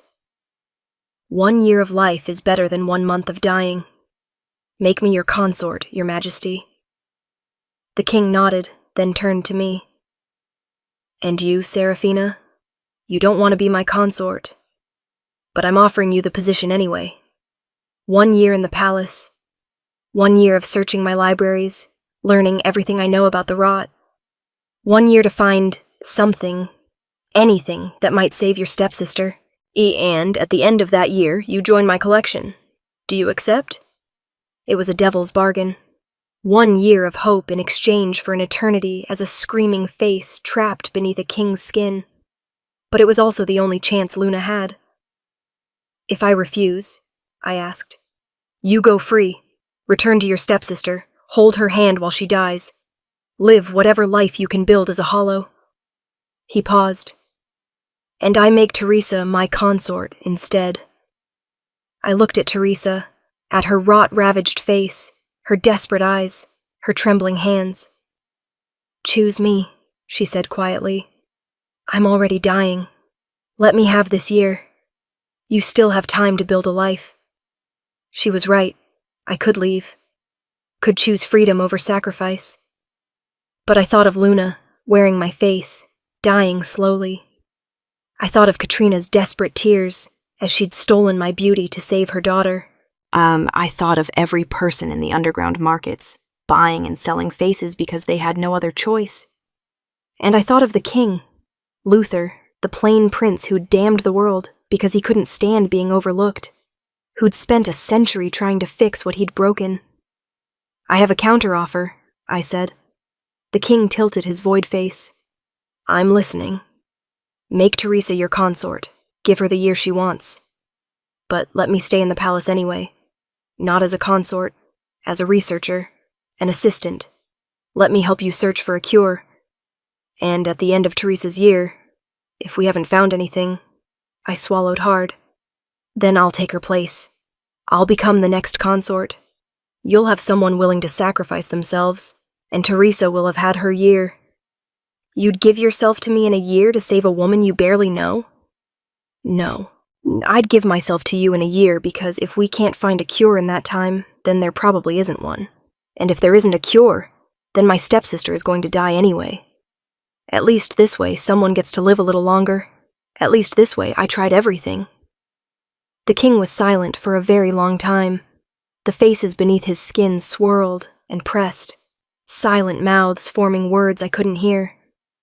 Wanda, he said finally, what do you think? I think, Wanda said carefully, that Seraphina just offered you something no other contestant ever has. Partnership instead of servitude. If you accept, you'll have 2 people working toward a cure instead of 1. And if the hollow is right, if there is no cure, you lose nothing. She's already promised herself to you. The king looked between Teresa and me. Then he replaced his golden mask, hiding the horror beneath. Very well, I accept your counteroffer. He returned to his throne. Teresa Bass, you are my consort for 1 year, beginning today. You'll have your sunrise, your seasons, your borrowed time. Use them well. Teresa collapsed to her knees, sobbing with relief. And Seraphina, you are my... what shall we call you? My research partner? My fellow prisoner? He settled into his throne. You'll have access to my libraries, my notes, everything I've learned in a century of searching. Find something I've missed. Prove that your year won't be wasted. I will, Your Majesty. I hope so, for both our sakes. He waved a hand. You're both dismissed. Wanda will show you to your new quarters. Teresa. You'll be fitted for your consort's crown this afternoon. Serafina. The libraries are on the 3rd floor. I suggest you start there. We left the throne room together. A dying woman who'd bought herself a year, and a faceless girl who'd just sold her future to save a stepsister who might not live long enough to appreciate it. In the hallway, Teresa grabbed my hand. "Thank you," she whispered. "You didn't have to do that." "Yes, I did." "Why? We're not friends. We barely know each other." I thought about that. About why I'd made the offer. About what drove me to keep sacrificing pieces of myself for people who couldn't reciprocate. "Because someone has to believe there's still hope," I said finally. "Even when there probably isn't. Even when it's foolish. Someone has to keep trying." Teresa squeezed my hand once, then let go. "Then I hope you find something, Serafina. For both of us." She followed Wanda toward the consort's quarters, leaving me standing alone in the corridor. I'd won the trials by losing them. I'd secured my future by giving it away. And I had exactly 1 year to find a cure that a king with a century of experience couldn't locate. I should have felt terrified. Instead, I felt something I hadn't felt since the night Katrina stole my face. Purpose. I turned toward the stairs that led to the 3rd floor, toward the libraries and their secrets, toward 1 year of borrowed time and impossible hope. Chapter 7. The Library of Faces. The King's Library occupied the entire 3rd floor of the Eastern Tower. When Wanda opened the doors, I understood why Luther had spent a century here and still found no answers. Books covered every surface, shelves that reached the vaulted ceiling, stacks on tables, piles on the floor creating narrow pathways through the knowledge. But these weren't ordinary books. Many were bound in materials that made my skin crawl. Some had covers that pulsed faintly, as if breathing. Others were written in languages that hurt to look at, the letters writhing and reforming as I watched. "The King's collection," Wanda said, her voice hushed with something like reverence. 100 years of research into the Vespers, the rot, and everything connected to them. He studied texts from before the Vesper Awakening, forbidden treatises on parasitic magic, medical journals from every corner of the kingdom. Everything is here. Where do I start? That depends on what you're looking for. She moved to a large table near the window where charts and diagrams lay scattered. I recognized them from the King's study, maps of the human body marked with the rot's progression. The King has organized his research into categories. Medical approaches here. She gestured to one section. Historical texts here, magical theory there, personal journals from rot victims in the far corner. I walked to the historical section, running my fingers along spines that cracked and flaked at my touch. Has he really read all of these? Multiple times. He takes meticulous notes. Wanda pointed to stacks of leather journals, each one labeled with dates spanning decades. Those are his observations. Patterns he's noticed, hypotheses he's tested, failures he's documented. I pulled out the oldest journal and opened it. The handwriting inside was elegant, but increasingly desperate as the pages progressed. Year 1. The Vespers are beautiful. They make people love me. I've never felt so powerful. Year 3. My brother is dead. The throne is mine. No one questions a beautiful king. Year 5. The merchants are selling Vespers in the markets now. Everyone wants to be beautiful. I've created a paradise. Year 8. The first death from rot. A courtier. The physicians don't understand what's happening. Year 12. Hundreds dead. The Vespers are killing their hosts. What have I done? Year 20. I've spent everything searching for a cure. Nothing works. The Vespers are spreading faster than we can contain them. I closed the journal, my throat tight. He knew. He knew what he'd done and spent the rest of his life trying to fix it. That doesn't absolve him, Wanda said quietly. But it explains why he keeps searching. Why he takes consorts and adds them to his collection, even though it tortures him. He's trying to keep the Vespers inside himself contained. If he dies, they're released into the world again. How many faces is he carrying? 143. Every consort he's ever taken, plus some others. Criminals. Volunteers who thought they could handle it. They're all in there, screaming. I thought of the king's void face, the 100 mouths trying to surface. That's why he wears the mask. That's why he wears the mask. Wanda moved toward the door. You have a year, Seraphina. I suggest you use it wisely. The king will expect progress reports every month. After she left, I stood alone in the library, surrounded by a century of failure. The task before me felt impossible. What could I find that Luther hadn't already discovered? What insight could a faceless girl from the eastern provinces possibly have that a king with unlimited resources lacked? But I had something Luther didn't. I had nothing to lose. I pulled out another journal and began to read. The first week passed in a blur of dust and candlelight. I read until my eyes burned, until the words blurred together, until I fell asleep at the table with my face pressed against ancient parchment. Luther visited once, 3 days into my research. He entered the library silently, still wearing his golden mask, and stood watching me work for several minutes before speaking. Have you found anything? He asked. I looked up from the medical text I'd been annotating. Questions, mostly. Why do some people develop rot faster than others? Why does beauty level matter? Do people with more expensive Vespers die quicker? And why does the rot only target the beautiful? What about natural-born plainness protects against it? Those are good questions. I've asked them all myself. And I have no answers. The rot seems almost selective, as if it chooses its victims based on criteria we don't understand. He moved closer, studying the notes I'd made. You write like a scholar. My father taught me.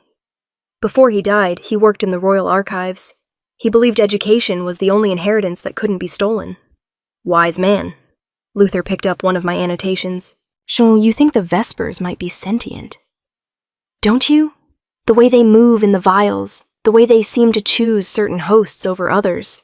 It's too deliberate to be simple parasitism. I've considered it. But if they're sentient, that makes finding a cure even harder. How do you cure someone of a thinking parasite that doesn't want to die? I set down my pen. May I ask you something personal? You may ask. Do the faces inside you, can you hear them? Luther was quiet for a long moment. Then he removed his mask. I'd seen his void face before, but up close it was even more horrifying. The faces pressed against his skin like people trapped beneath ice, their mouths moving in silent screams, their eyes wide with terror. I could see a young woman near his left cheek, an elderly man across his forehead, a child. Gods! A child, near his jaw. I hear them, he said, and his voice carried the weight of all those trapped souls. Every moment of every day, they beg me to let them go, to free them, to end their suffering. His hand rose to touch his void face, and the trapped faces recoiled from his fingers. But if I release them, the Vespers escape. And if the Vespers escape, this all starts again. There has to be another way. Do you think I haven't looked? His voice turned sharp. Do you think I enjoy being a prison for the damned? I've tried everything, Seraphina. Magic, medicine, prayer, bargaining with forces older than the kingdom itself. Nothing works. The Vespers are too deeply rooted. They are beauty now. You can't separate them without destroying everything. He replaced his mask, hiding the horror. I'm sorry, I said quietly. I didn't mean to suggest. You meant exactly what you said. That I should try harder, find something new, stop giving up. He turned toward the door. You're right, I should. But after 100 years of failure, hope becomes exhausting. Then rest, I said. Let me carry the hope for a while. That's what you're paying me for, isn't it? Luther paused in the doorway. I'm not paying you, Seraphina. You volunteered for this prison. Then let me volunteer to hope for both of us, at least until my year is up. He left without responding, but I thought I heard something that might have been a laugh echoing in the stairwell. 2 weeks into my research, I found the first anomaly. It was buried in a stack of medical reports from 60 years ago, a single page that someone, Luther probably, had marked with a red X. The report details a case study of a rot victim who'd survived. Patient, Dorothy McDonald, age 34, advanced rot progression. Purple veining covered 67% of body surface area. Expected survival, 2 to 3 weeks maximum. Treatment administered. Complete Vesper extraction using experimental cold iron extraction method. Patient survived the procedure, but was left faceless. Hollow state. Result. Rot progression stopped immediately upon Vesper removal. Purple veining faded over the course of 6 months. Patient made full recovery. Conclusion. Rot can be cured by complete Vesper removal, but only if patient survives the extraction process. Success rate, 1 in 47 attempts. Not recommended for widespread use. I read the report 3 times, my heart racing. Complete Vesper removal cured the rot. It was brutal, left victims faceless, and usually killed them. But it worked. I grabbed the report and ran from the library, taking the stairs 2 at a time down to the consort's wing. Teresa needed to see this. I found her in the garden outside her chambers, sitting in the afternoon sun. She'd changed dramatically in 2 weeks. The king had provided her with the finest physicians, the best food, comfortable quarters. The rot was still killing her, but slowly, gently. She looked almost peaceful.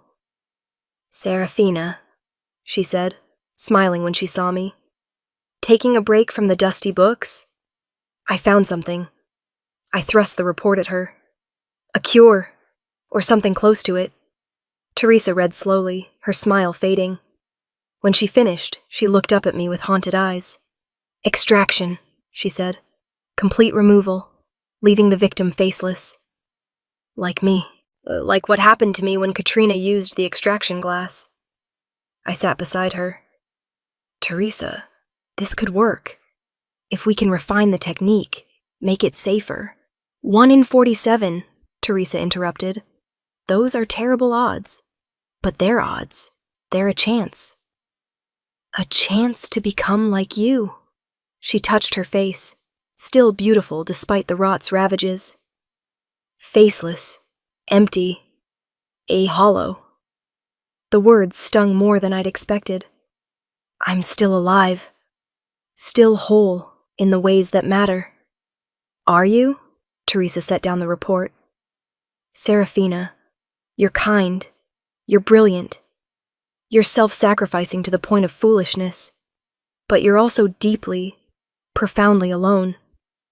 No one looks at you. No one sees you as fully human. You exist in the margins of society, and that's not living. That's surviving. It's better than dying. Is it?" She stood, moving to the garden's edge where roses bloomed in impossible colors. "I have 11 months left. 11 months of sunrises and good food and people who bow when I enter a room. 11 months of feeling beautiful and valued and seen. If my choice is between that and 40 years as a hollow, I choose the 11 months. But Luna is not me. Maybe she'd make a different choice, but you came here to give me this information, which means you're still hoping I'll help somehow. So let me be clear. I won't become a test subject for an extraction procedure that will probably kill me and definitely rob me of the only thing I have left. My face." She turned back to face me, and her expression softened. "But I'll help you research. I'll let the king's physicians monitor my rot progression. I'll document everything I feel, every change, every symptom. And if you find a way to make extraction safer, less brutal, with better odds, ask me again in month 10, when death is closer than life. Maybe then I'll be desperate enough to try." It wasn't what I'd hoped for, but it was something. "Thank you," I said. "Don't thank me yet. You still have to convince the king to let you experiment with one of the most dangerous procedures in his medical archives." Teresa's smile turned wry. Good luck with that. I found Luther in his study that evening, surrounded by the same charts and diagrams I'd seen before. He didn't look up when I entered. I found Dorothy MacDonald's case study, I said without preamble. That made him look up. Ah, the extraction survivor. Why didn't you pursue it? Why mark it with an X and move on? Because the success rate is abysmal, and the procedure is torture. I've already damned enough people. I won't add to that count by encouraging desperate individuals to undergo a process that will most likely kill them. He set down his pen. Besides, it's not a cure. It's an amputation. You don't cure a diseased limb by cutting it off. But it works. At what cost? Luther stood, moving to the window. The Vespers are woven into everything now. They're not just parasites anymore. They're part of our economy, our social structure, our entire way of life. A cure that requires removing them completely would destroy society as thoroughly as the rot is destroying individuals. So we do nothing? Let people die because the alternative is inconvenient? I didn't say that.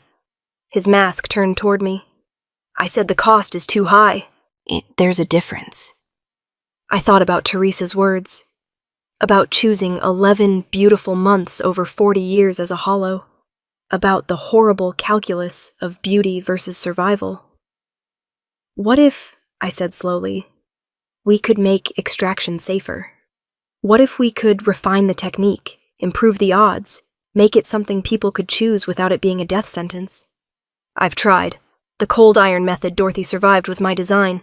1 in 47 is the best I've managed. There was genuine pain in his voice.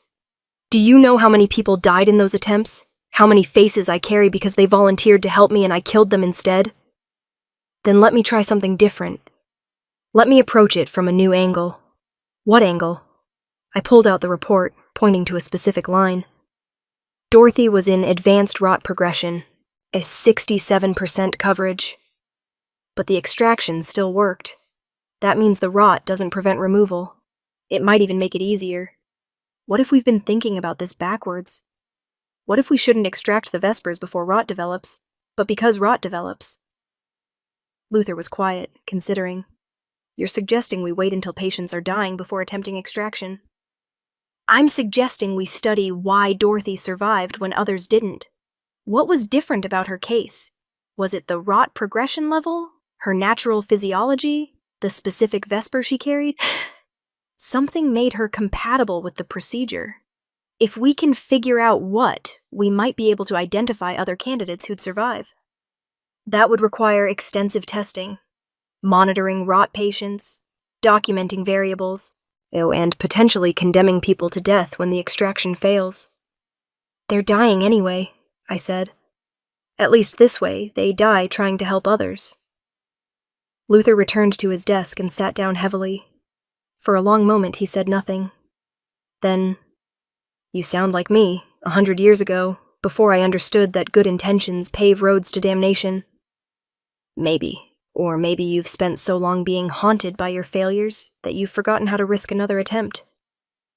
I moved closer. Give me permission to pursue this. Let me study the extraction method. Monitor Teresa's progression. Compare it to Dorothy's case. Let me try. And when you fail? When Teresa dies screaming on an extraction table? When her face joins my collection? His voice was sharp. Will you still think this was worth pursuing? I don't know. But I know that doing nothing guarantees she dies. At least this way there's a chance. Luther removed his mask. The faces beneath swirled in agitation, pressing harder against his skin. The young woman near his cheek seemed to be mouthing words. Please, please, please. Very well, he said finally. You have my permission. Study the extraction method. Monitor Teresa. Document everything. But, Serafina. His void face turned fully toward me. When this fails, when you add another screaming face to my collection, I want you to remember that I warned you, that I tried to spare you this guilt. I'll remember, I promised. I left his study and returned to the library. the report clutched in my hand. I had 11 months to turn a 1 in 47 chance into something better. 11 months to find a way to save Teresa. 11 months to prove that hope wasn't just another word for foolish suffering. The books waited, patient and silent. I pulled the nearest one toward me and began to read. Chapter 8, The Extraction Experiments.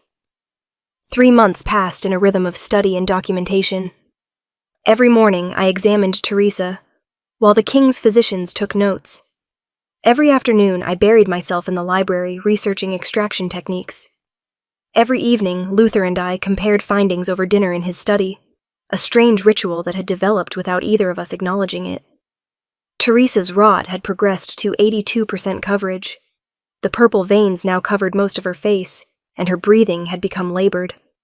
But she was alive, conscious, and meticulously recording every sensation in a journal I'd given her. "The pain is different today," she said as I examined the veining on her arms. "More like burning than the usual aching." I made a note. Scale of 1 to 10? 7, maybe 8 when I moved too quickly. She watched me write with eyes that had grown increasingly distant. "Have you found anything useful yet?" "Maybe. I've been comparing your progression to Dorothy's notes. She described the same burning sensation around month 8, 3 weeks before her extraction." 3 weeks. Teresa's laugh was bitter. "So I'm on schedule to die right on time. How efficient." "Or on schedule for extraction to have the best chance of success." I set down my pen. "Teresa, I think I know why Dorothy survived when others didn't." She sat up straighter, wincing at the movement. "Tell me." I pulled out a chart I'd been working on. "Look at this. Every successful extraction, and there have been 3 total, not just Dorothy, happened when the patient was between 75 and 85% rot coverage. Below that threshold, extraction was almost always fatal.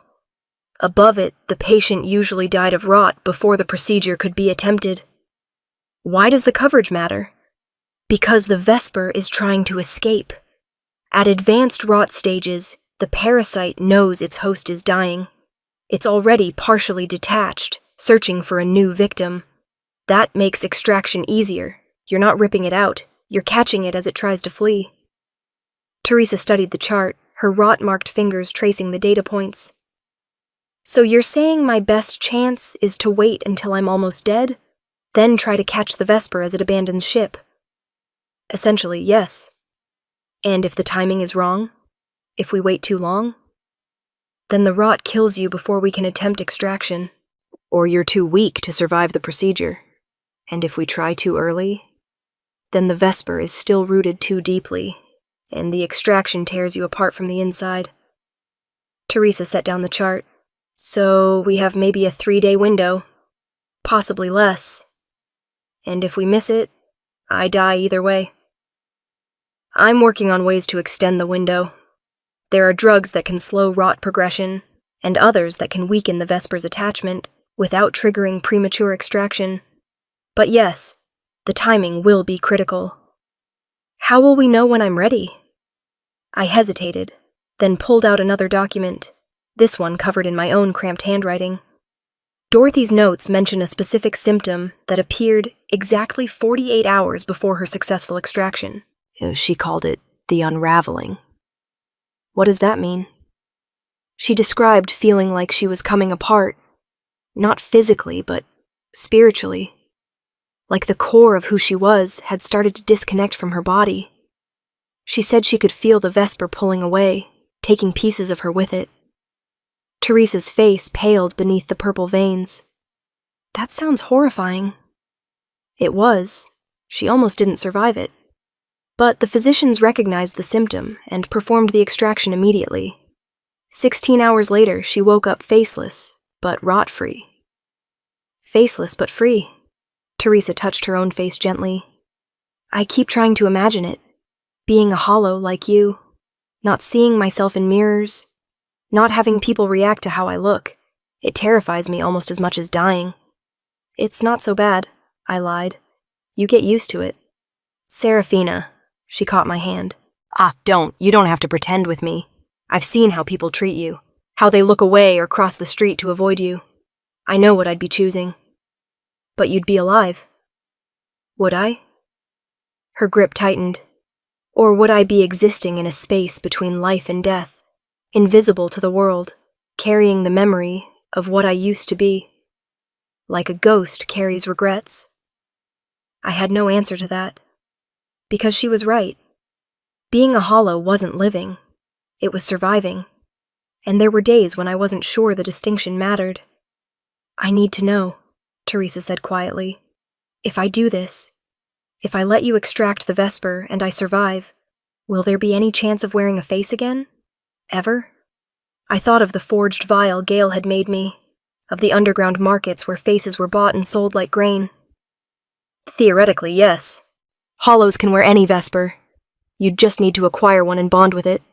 But Teresa, if you do that, the rot could return. The whole cycle starts over. So my choices are: die beautiful in 8 months, become faceless forever, or become faceless temporarily, and risk dying of rot later if I try to reclaim beauty. She released my hand. Those are terrible options. I know. But they're still options, which is more than I had 3 months ago. She picked up her journal. Keep researching. Find a way to make this work. And when the time comes, when I feel the unraveling, I'll trust you to save me. Or at least try. That evening, I brought my findings to Luther's study. He listened in silence as I explained the timing window, the unraveling symptom, the pattern I'd discovered in the successful extractions. You want to attempt this on Teresa, he said when I finished. It wasn't a question. When she's ready, when the symptoms indicate optimal timing.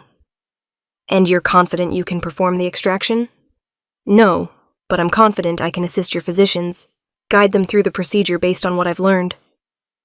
Luther stood and moved to his window, the same position he took whenever he needed to think. The golden mask reflected the evening light, turning his void face into a sun. I've performed 17 extractions in my lifetime, he said. 14 failures, 3 successes. Do you know what haunts me more? The failures or the successes? I don't understand. The failures died. Their suffering ended. But the successes, he touched his mask. They lived, faceless, alone, invisible to a world that values beauty above all else. Dorothy survived for 40 years as a hollow. She worked in the palace kitchens where no one had to look at her. She died alone in a servant's room with no one to mourn her because she'd stopped being a person the moment she lost her face. That's exactly what it is. He turned to face me. You think you're saving Teresa. You're not. You're condemning her to a different kind of death. Slower. Lonelier. But death, nonetheless. The words hit harder than any physical blow, because they echoed my own fears, my own understanding of what I'd become. Then what should I do? I asked. Let her die in 8 months? Take her 11 months of borrowed time and make it enough? I don't know. That's what makes this impossible. Luther returned to his desk, sinking into his chair like a much older man. Oh, but I'll support whatever you decide. If you want to attempt the extraction, I'll provide the best physicians, the finest equipment, everything you need. And if you want to abandon this research and simply let Teresa live out her time in peace, I'll support that too.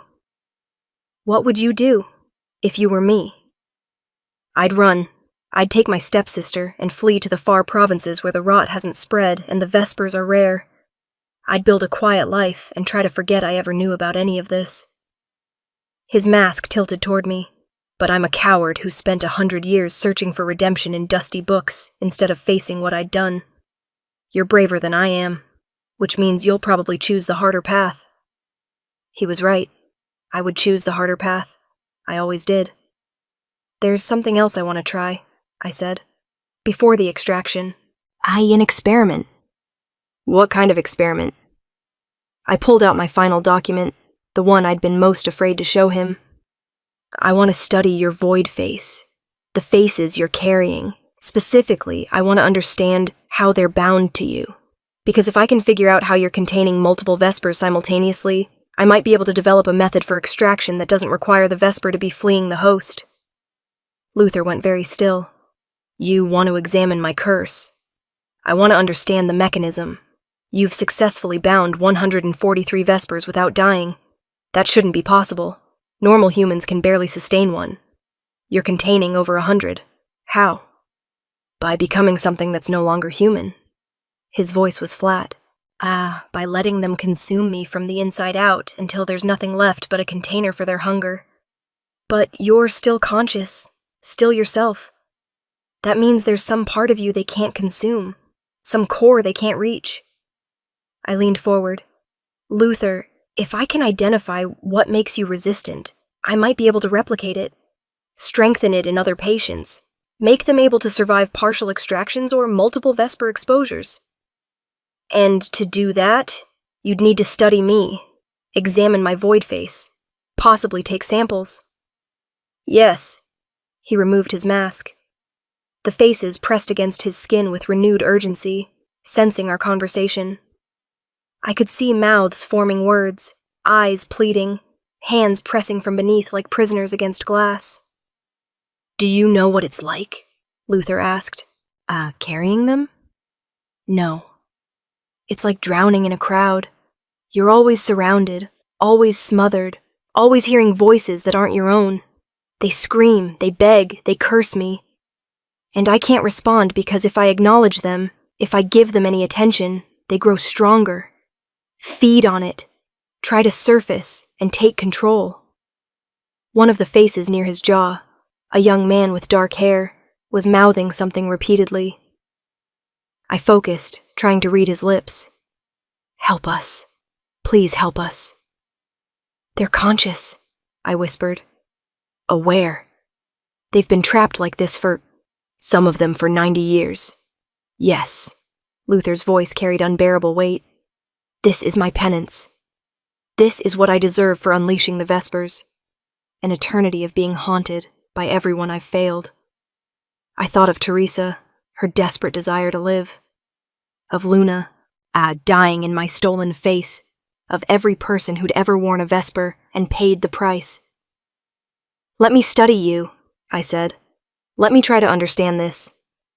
Maybe I can find a way to free them, or at least make their imprisonment less torturous. And if your research fails, if all you accomplish is disturbing them further, then I fail, like you've failed for 100 years, but at least I'll have tried. Luther studied me for a long moment, then he extended his arm. Take your samples, conduct your experiments, learn what you can from my curse. His void face seemed to pulse. But Serafina, when you discover that some prisons have no keys, that some mistakes can never be undone, I want you to remember that I warned you, that I tried to prepare you for disappointment. I pulled out the tools I'd borrowed from the medical wing, delicate instruments designed for precision work. My hands shook as I approached him. This might hurt, I said. Everything hurts. I've grown accustomed to it. I pressed the first instrument against his void face, near his temple, where an older woman's face pressed close to the surface. The moment I made contact, I felt something. A jolt of cold energy that ran up my arm and settled in my chest. The woman's eyes opened wide. Her mouth formed a word. Please. Then the instrument pierced through the translucent skin, and I collected my first sample. Luther didn't flinch, didn't move. But I saw his hands grip the arms of his chair hard enough that the wood creaked. I took 3 more samples from different locations, at each one containing traces of different trapped faces. Each time I pierced the barrier, I felt that same jolt of cold energy. Each time the face beneath would react, surprise, hope, fear. By the time I finished, my hands were numb, and Luther's void face had grown slightly more agitated. The faces pressed harder, mouths moving faster, eyes more desperate. Thank you, I said, carefully storing the samples in crystal vials. Don't thank me. Just find something. Anything. Make this worth it. I left his study with the vials clutched in my hands, each one containing a fragment of Luther's curse. A piece of his penance made tangible. Back in the library, set up my examination equipment and began studying the samples under magnification. What I saw made my breath catch. The samples weren't just tissue, they were layered. Vesper magic woven through human cells, creating something entirely new. And at the center of each sample, barely visible, was a tiny core of something that glowed faintly. Pure human essence. The part Luther had said the Vespers couldn't consume. It was minuscule. Fragile. But it was there. And if I could find a way to strengthen it, to expand it, to make it resistant to Vesper consumption. I worked through the night, documenting everything. By dawn, I had the beginning of a theory. Not a cure, not yet, but a possibility. A way to make humans more resistant to Vesper consumption.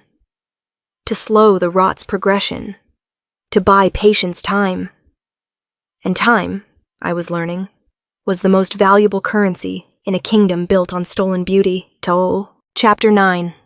The Unraveling. 6 months into my research, Teresa collapsed during breakfast. I was in the library when a servant found me, breathless and wide-eyed. "The consort," she gasped. "Something's wrong. She's asking for you." I ran.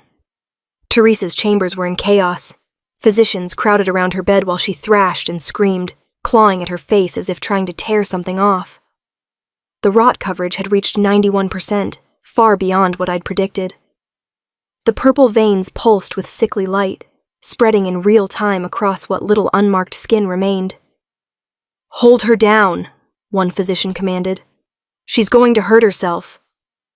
"No," I pushed through the crowd. "Don't restrain her. This is the unraveling. Oh, she needs to move through it." The head physician, a stern man named Raymond Bryant, turned to me with barely concealed contempt. "The Hollow thinks she knows better than trained medical professionals? I've studied every case of successful extraction. This is how it starts." I knelt beside Teresa's bed, taking her hand. Her skin was burning hot. "Teresa, can you hear me?" Her eyes focused on me with visible effort. "Serafina." Her voice was raw, broken. "I can feel it. The Vesper. It's pulling away, taking pieces of me with it. I'm coming apart. I know it hurts, but this is good. This means the extraction window is opening." "How long?" she gasped between tremors. "How long do I have to endure this?" I thought of Dorothy's notes. The unraveling had lasted 36 hours before extraction became viable. But Teresa's rot was more advanced. Her unraveling might be faster, more violent. "I don't know," I admitted. "But I'll stay with you. I won't leave." Raymond grabbed my shoulder. "The king should be informed. If the consort is dying..." "She's not dying, not yet." I shook him off. "Send for the king, but prepare the extraction equipment. We're going to need it soon." Over the next 12 hours, Teresa's condition deteriorated rapidly. The unraveling intensified. She would scream about feeling hollow, about pieces of herself disappearing into void, about becoming nothing. Then she'd fall silent, her eyes distant, and I'd fear she'd slipped away completely. But she always came back, gasping and clawing her way to consciousness. Luther arrived at hour 14. He stood in the doorway, still masked, watching Teresa writhe in the bed. "Is this what Dorothy went through?" he asked quietly. "According to her notes, yes, but Teresa's is progressing faster. I think because her rot was more advanced when the unraveling began." "Then we have less time than you calculated." "Yes." He moved closer to the bed. Teresa had gone quiet again, her breathing shallow, her rot-covered face slack. For a moment I thought she'd died. Then her eyes opened, not her usual amber color, but something else. Something that glowed faintly purple. Like the rot itself had taken residence in her gaze. "Your Majesty," she whispered. Her voice sounded layered, as if multiple people were speaking through her mouth. "I can see them. The faces you carry. They're so beautiful, so sad. All those people trapped inside you, screaming to be free." Luther went rigid, Teresa, that's the Vesper speaking through you. Don't listen to it. But they're begging me. Her glowing eyes fixed on his masked face. They want me to join them. They say it's peaceful inside you. Quiet. Better than this endless drowning in rot. They're lying. It's torture in there, fighting for space, for air, for a moment of silence that never comes. Teresa smiled with lips that had turned nearly black from rot. You're lying, Your Majesty. I can hear the truth beneath your words.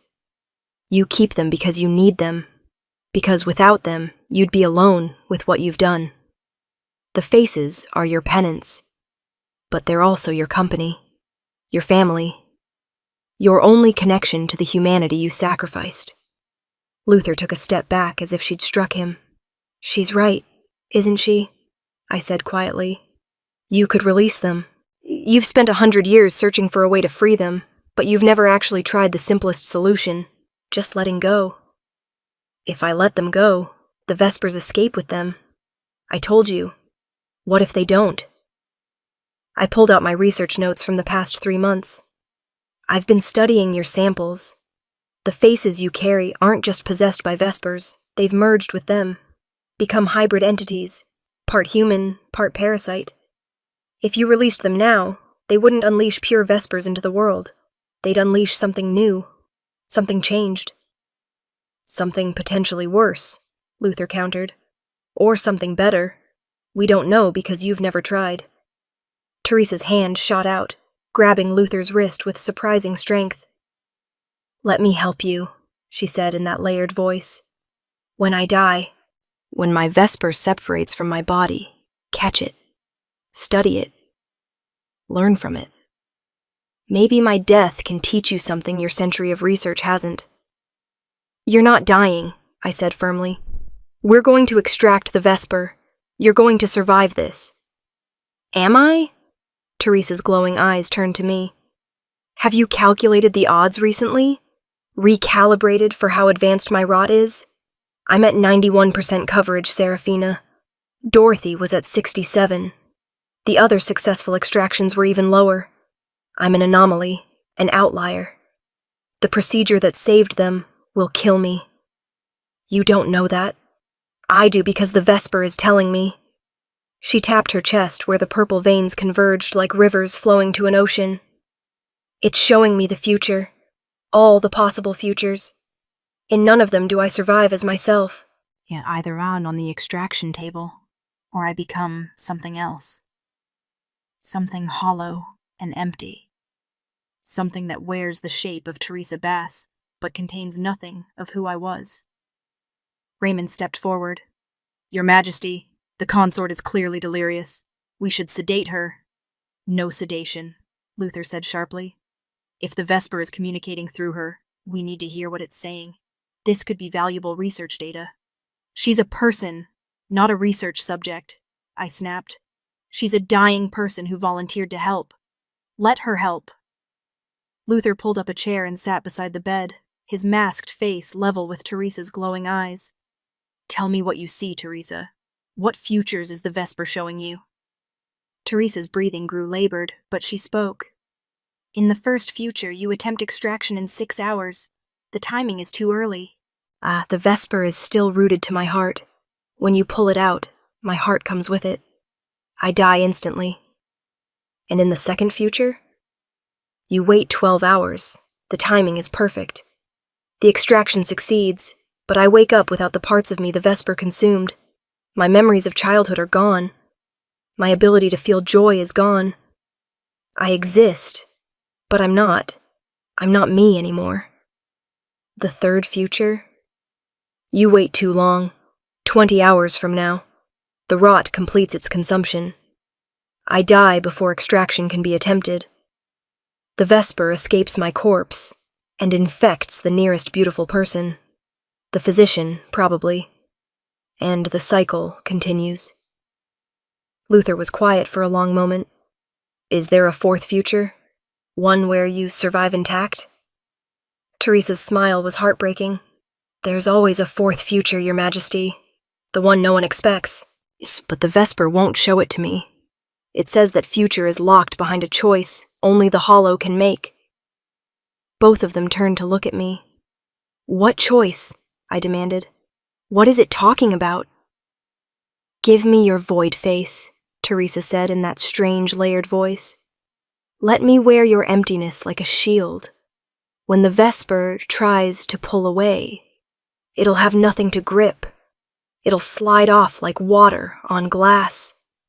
And I'll survive, faceless, like you, but alive.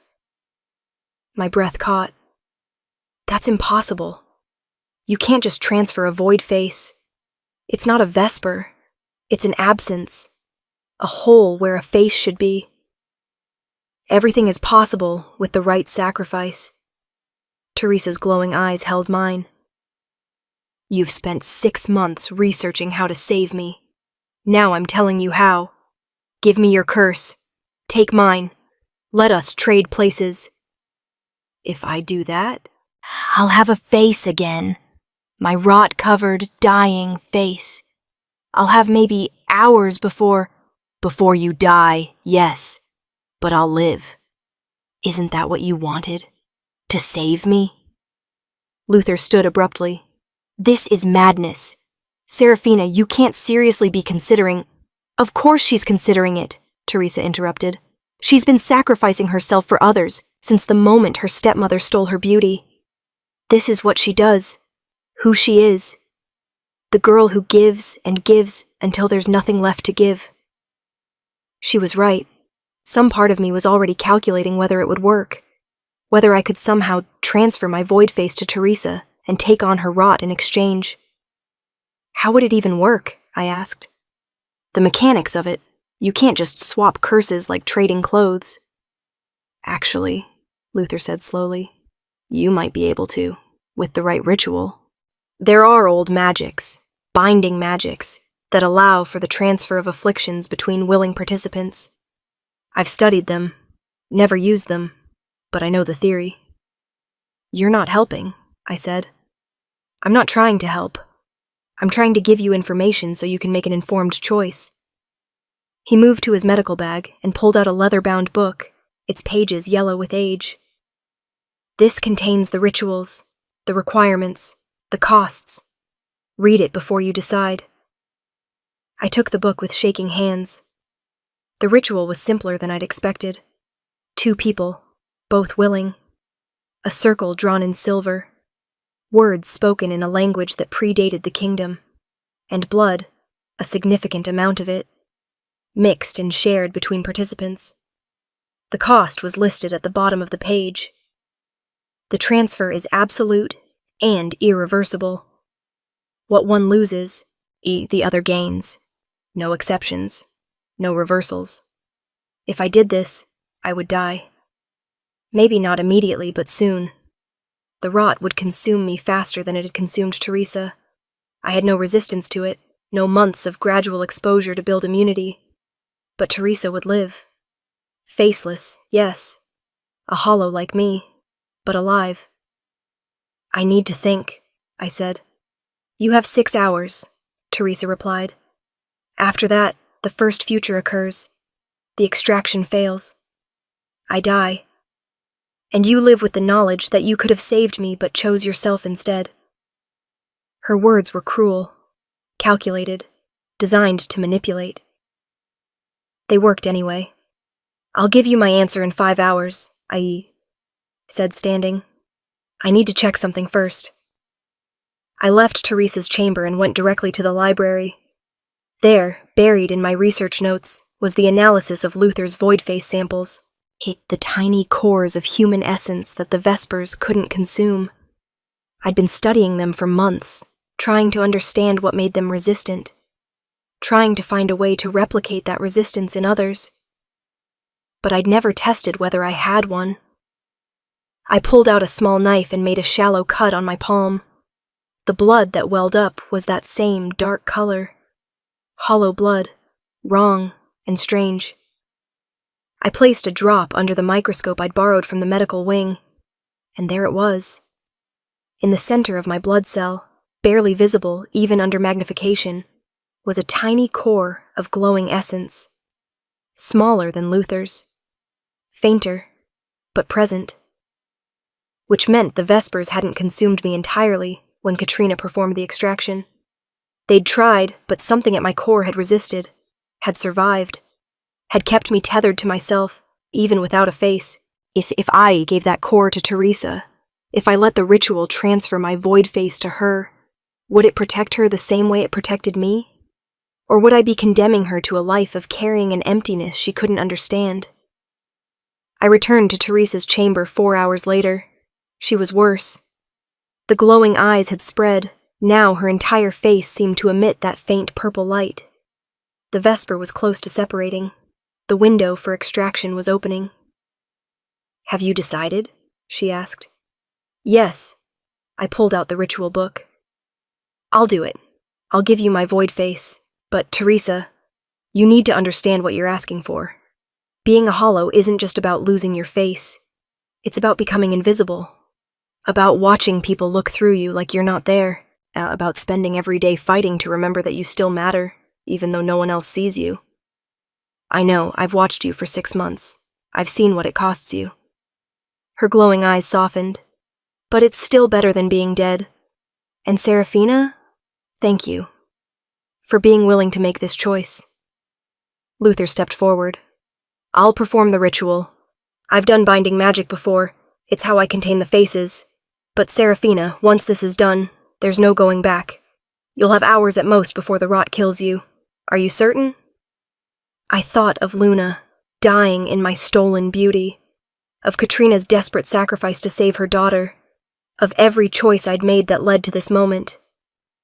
"I'm certain," I lied, because the truth was, I wasn't certain at all.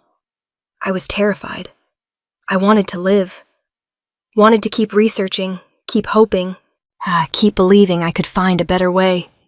But Teresa was dying now, and I had the power to save her. So I would. Luther began drawing the circle in silver powder on the floor. Teresa and I took our positions on opposite sides. The ritual book lay open between us, its ancient words waiting to be spoken. "Ready?" Luther asked. Teresa nodded. I took a deep breath and nodded too. Luther began to chant.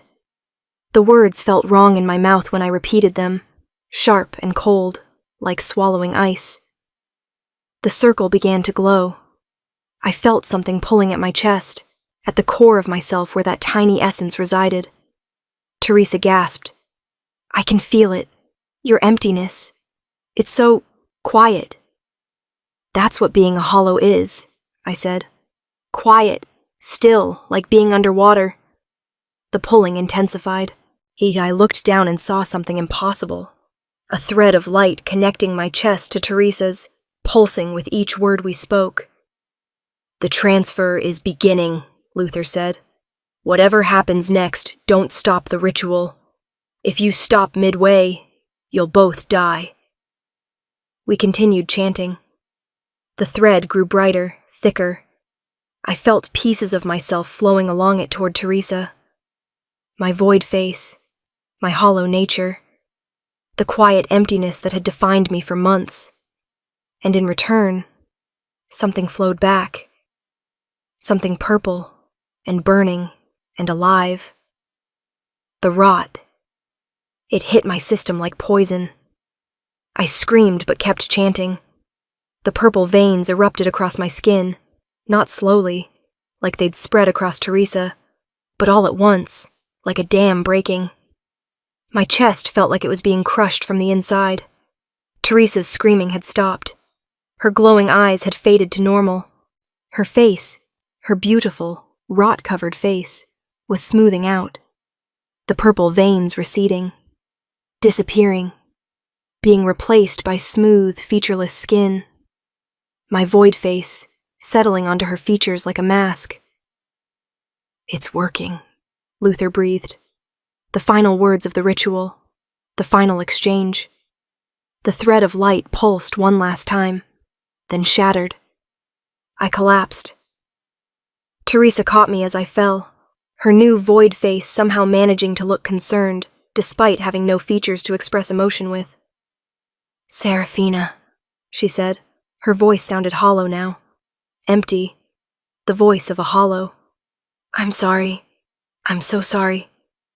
"Don't be," I gasped. The rot was consuming me faster than I'd imagined possible. I could feel it eating through my veins, my organs, my core. "You're alive. That's what matters." Luther knelt beside us. "How long does she have?" "Minutes," Teresa said. "The Vesper is feeding on her. It knows she has no resistance. It's accelerating the consumption." "Then we extract it. Now." Luther turned to Raymond, who stood frozen in the doorway. "Prepare the extraction equipment, immediately." "Your Majesty, she's too weak. She'll never survive." "She doesn't need to survive for long. Just long enough." Luther looked at me, his masked face somehow conveying desperate hope. "Serafina, if we extract your Vesper right now, you'll become a hollow. The rot will have nothing left to consume. You'll live." "As a hollow again," I whispered. The purple veins had reached my face now. I could feel them crawling across my cheeks, my forehead. I just gave that curse away." "And you can take it back. We'll perform the ritual again. Transfer Teresa's new void face back to you. She can wear your rot-covered dying face and—" He stopped. "And that won't work. The rot will kill her just as fast as it's killing you." "There has to be another way," Teresa said desperately. But there wasn't. I'd made my choice, given away my curse to save her. And now I was dying for it. Unless— "Luther," I gasped. "Your void face. The one that holds all the other faces. Can you add me to it, before the rot kills me?" He went completely still. "You want me to trap you like I've trapped the others? Better than dying.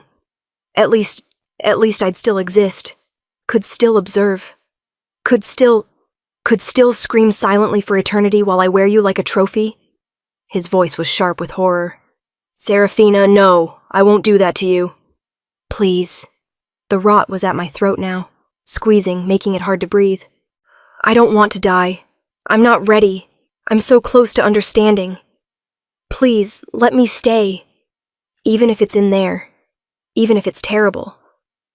Just let me stay." Teresa was crying. How that worked without a face, I didn't know. But tears were streaming down her smooth void features. "She's dying," she said to Luther. "If you're going to do this, it has to be now." Luther removed his mask. The faces beneath swirled in agitation. I could see them pressing harder against the barrier, as if sensing what was about to happen, as if making room for one more. "I'm sorry," Luther said. "I'm so sorry." He pressed his void face against mine, and I fell into darkness. Chapter 10. The Hollow Queen. I was drowning in a sea of faces. Not water, faces. Hundreds of them, pressed against me from all sides, mouths open in silent screams, hands reaching, grasping, trying to pull me under. I tried to scream back, but I had no mouth. Tried to push them away, but I had no hands. I was nothing but consciousness trapped in void, and the void was crowded with the damned. "Welcome," a voice said. It came from everywhere and nowhere. "You're one of us now." I recognized that voice. Dorothy. The woman who'd survived extraction 70 years ago, only to die alone in a servant's room. Somehow she'd ended up here too. "How?" I tried to ask, but the word came out as feeling rather than sound. "How are you here? You survived the extraction. You were free. I was." Dorothy's presence moved closer, or what passed for movement in this compressed space. "For 40 years, I lived as a hollow. Then I got sick. Real sickness, not the rot. The king's physicians tried to save me, but I was old. Worn out. When I died, Luther was there. He couldn't bear to let another hollow die alone and forgotten. So he took me in, gave me a place to exist beyond death. This is hell, I realized. This is eternal torture. Yes, Dorothy agreed. But it's also family, community. We're together in here. Never alone, never forgotten. It's horrible and beautiful and suffocating and safe. All at once. Other presences pressed closer. I felt their stories bleeding into mine. The young mother who'd sacrificed herself hoping the king would care for her children. The scholar who'd volunteered for extraction experiments. The criminal who'd been given a choice between execution and becoming part of Luther's collection. All of them trapped. All of them aware. All of them screaming. But underneath the screams, I felt something else. Connection. Shared suffering that had transformed into shared existence. They were individuals, yes, but also something collective. A community of the damned who'd found purpose in their prison. Luther feels us, the young mother's presence said. Every moment. Our pain is his pain. Our rage is his rage. We're his constant reminder of what he's done. His living penance. But he could free you, I protested. He could let you go. And then what? The scholar asked. We're dead, child. Our bodies are long gone. If he releases us, we simply cease to exist. At least here, we are. That's not living. No, Dorothy interrupted. But it's not death, either. It's something in between. And after you've been here long enough, you'll understand why some of us choose to stay, even when Luther offers release. He offers release? Every year the criminal's presence confirmed, on the anniversary of his coronation. He asks if any of us want to end our existence. Most refuse. Because existing, even like this, is preferable to nothingness. I tried to process this. Tried to understand how anyone could choose eternal imprisonment over peaceful oblivion. Then I felt it. The pull. The terrible, seductive pull of the collective consciousness. The promise that I would never be alone again. Never invisible. Never overlooked. Here, in this compressed space, I was seen by everyone, felt by everyone. I mattered to every single presence in Luther's void face. It was horrible. It was also intoxicating. Now you understand, Dorothy said softly. Welcome to the family, Seraphina. Welcome home. Time passed differently in the void face, or perhaps it didn't pass at all. I couldn't tell. But eventually I felt something change.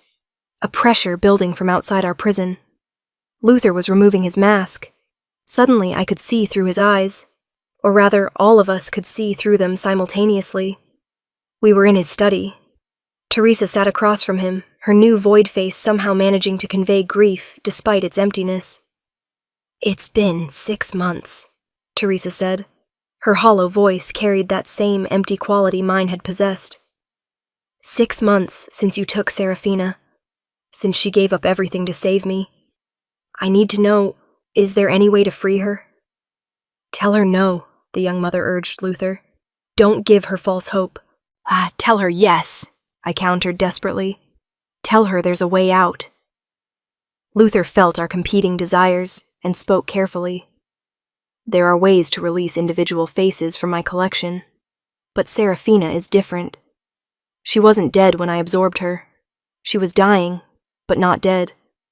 Her consciousness is more intact than the others, more aware. Releasing her now would be complicated. Complicated how? She'd need a body to return to, a vessel, and the only way to create a proper vessel would be, he paused, would be to reverse the ritual you two performed. Transfer your void face back to her. Give her back the curse she sacrificed to save you. Teresa stood abruptly.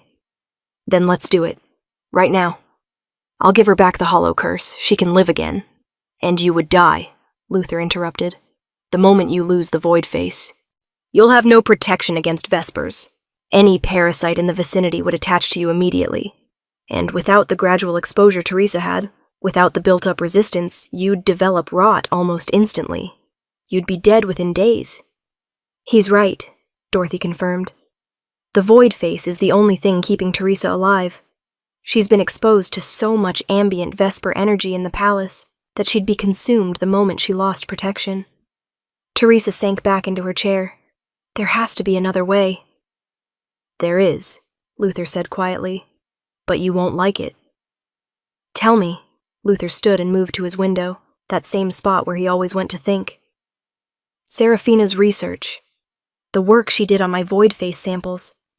She discovered that humans have a core essence the Vespers can't consume. It has a tiny fragment of pure self that resists parasitic attachment. That's what makes hollows possible. That core survives even when everything else is stripped away. I don't understand how that helps. Because if we could strengthen that core, expand it, make it large enough and strong enough to push back against Vesper influence, Luther turned to face her. We could make humans immune to the rot. Not cure it, not reverse it, but prevent it from taking hold in the first place. Is that possible? I asked Dorothy. We don't know, she admitted. Luther has theorized about it for decades, but testing it would require human subjects. Living humans willing to undergo experimental procedures that might kill them. He's never been willing to pay that price. How would you strengthen the core? Teresa asked.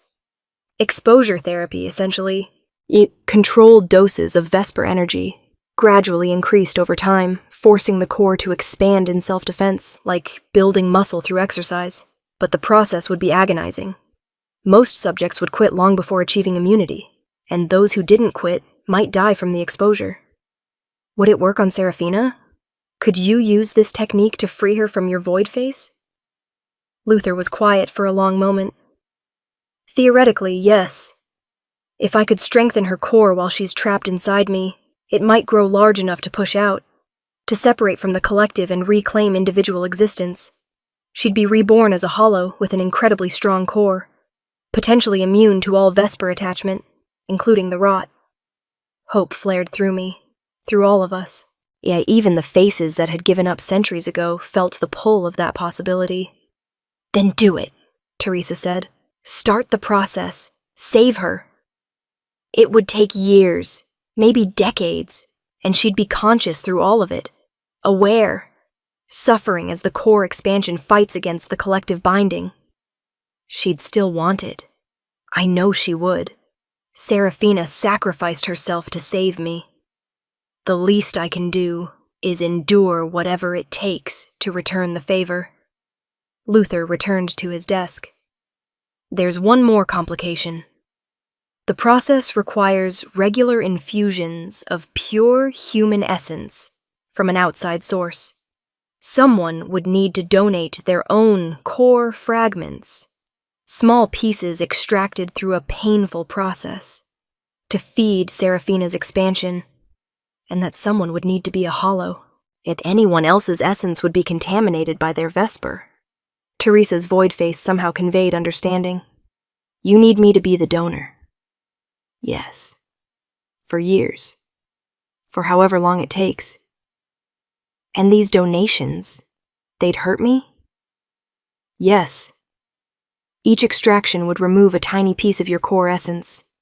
Your resistance to Vesper attachment would weaken slightly each time. Eventually you might lose enough that you'd become vulnerable again, susceptible to rot if you were ever exposed to a Vesper. Teresa stood and moved to stand before Luther's chair. I'll do it. Whatever it takes. However long it takes. Seraphina gave me her curse to save my life. I'll give her pieces of my essence to save hers. Don't, I tried to tell her. Don't sacrifice yourself for me again. You're free. You survived. Live your life. But she couldn't hear me. No one could hear the faces in Luther's collection, unless he chose to relay our words. Your Majesty, Teresa said formally, I volunteer to be the donor for Seraphina's core expansion treatment. Please begin the procedure immediately. Luther studied her for a long moment. Then he did something I'd never seen him do. He bowed.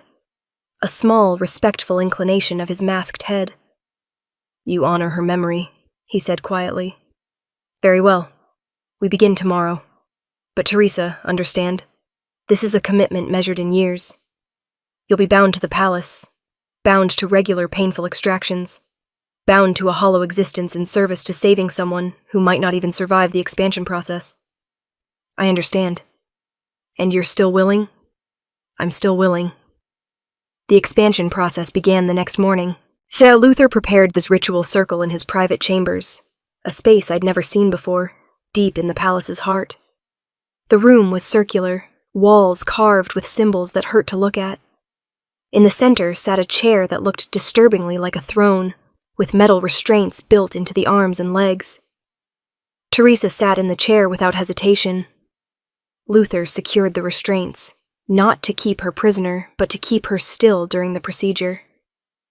"This will hurt," he warned, "more than anything you've experienced before." "I know." He placed his hands on either side of her void face. I felt the ritual beginning, a pulling sensation from inside the collection, as if Luther was reaching into the void face itself and drawing something out. Drawing me out. The collective resisted. The other faces clung to my consciousness, terrified that if I left, they'd be next, that Luther would dismantle the entire collection piece by piece. "Let her go," Dorothy commanded. "This is her chance. Don't condemn her to our fate." Slowly, reluctantly, the collective released me. I felt myself separating from the mass of trapped faces, pulled toward the surface of Luther's void face, toward Teresa's hands, which were now glowing with faint light. Luther began the extraction. Teresa screamed. The sound was horrible, raw and primal and full of agony. But she didn't pull away, didn't break the connection.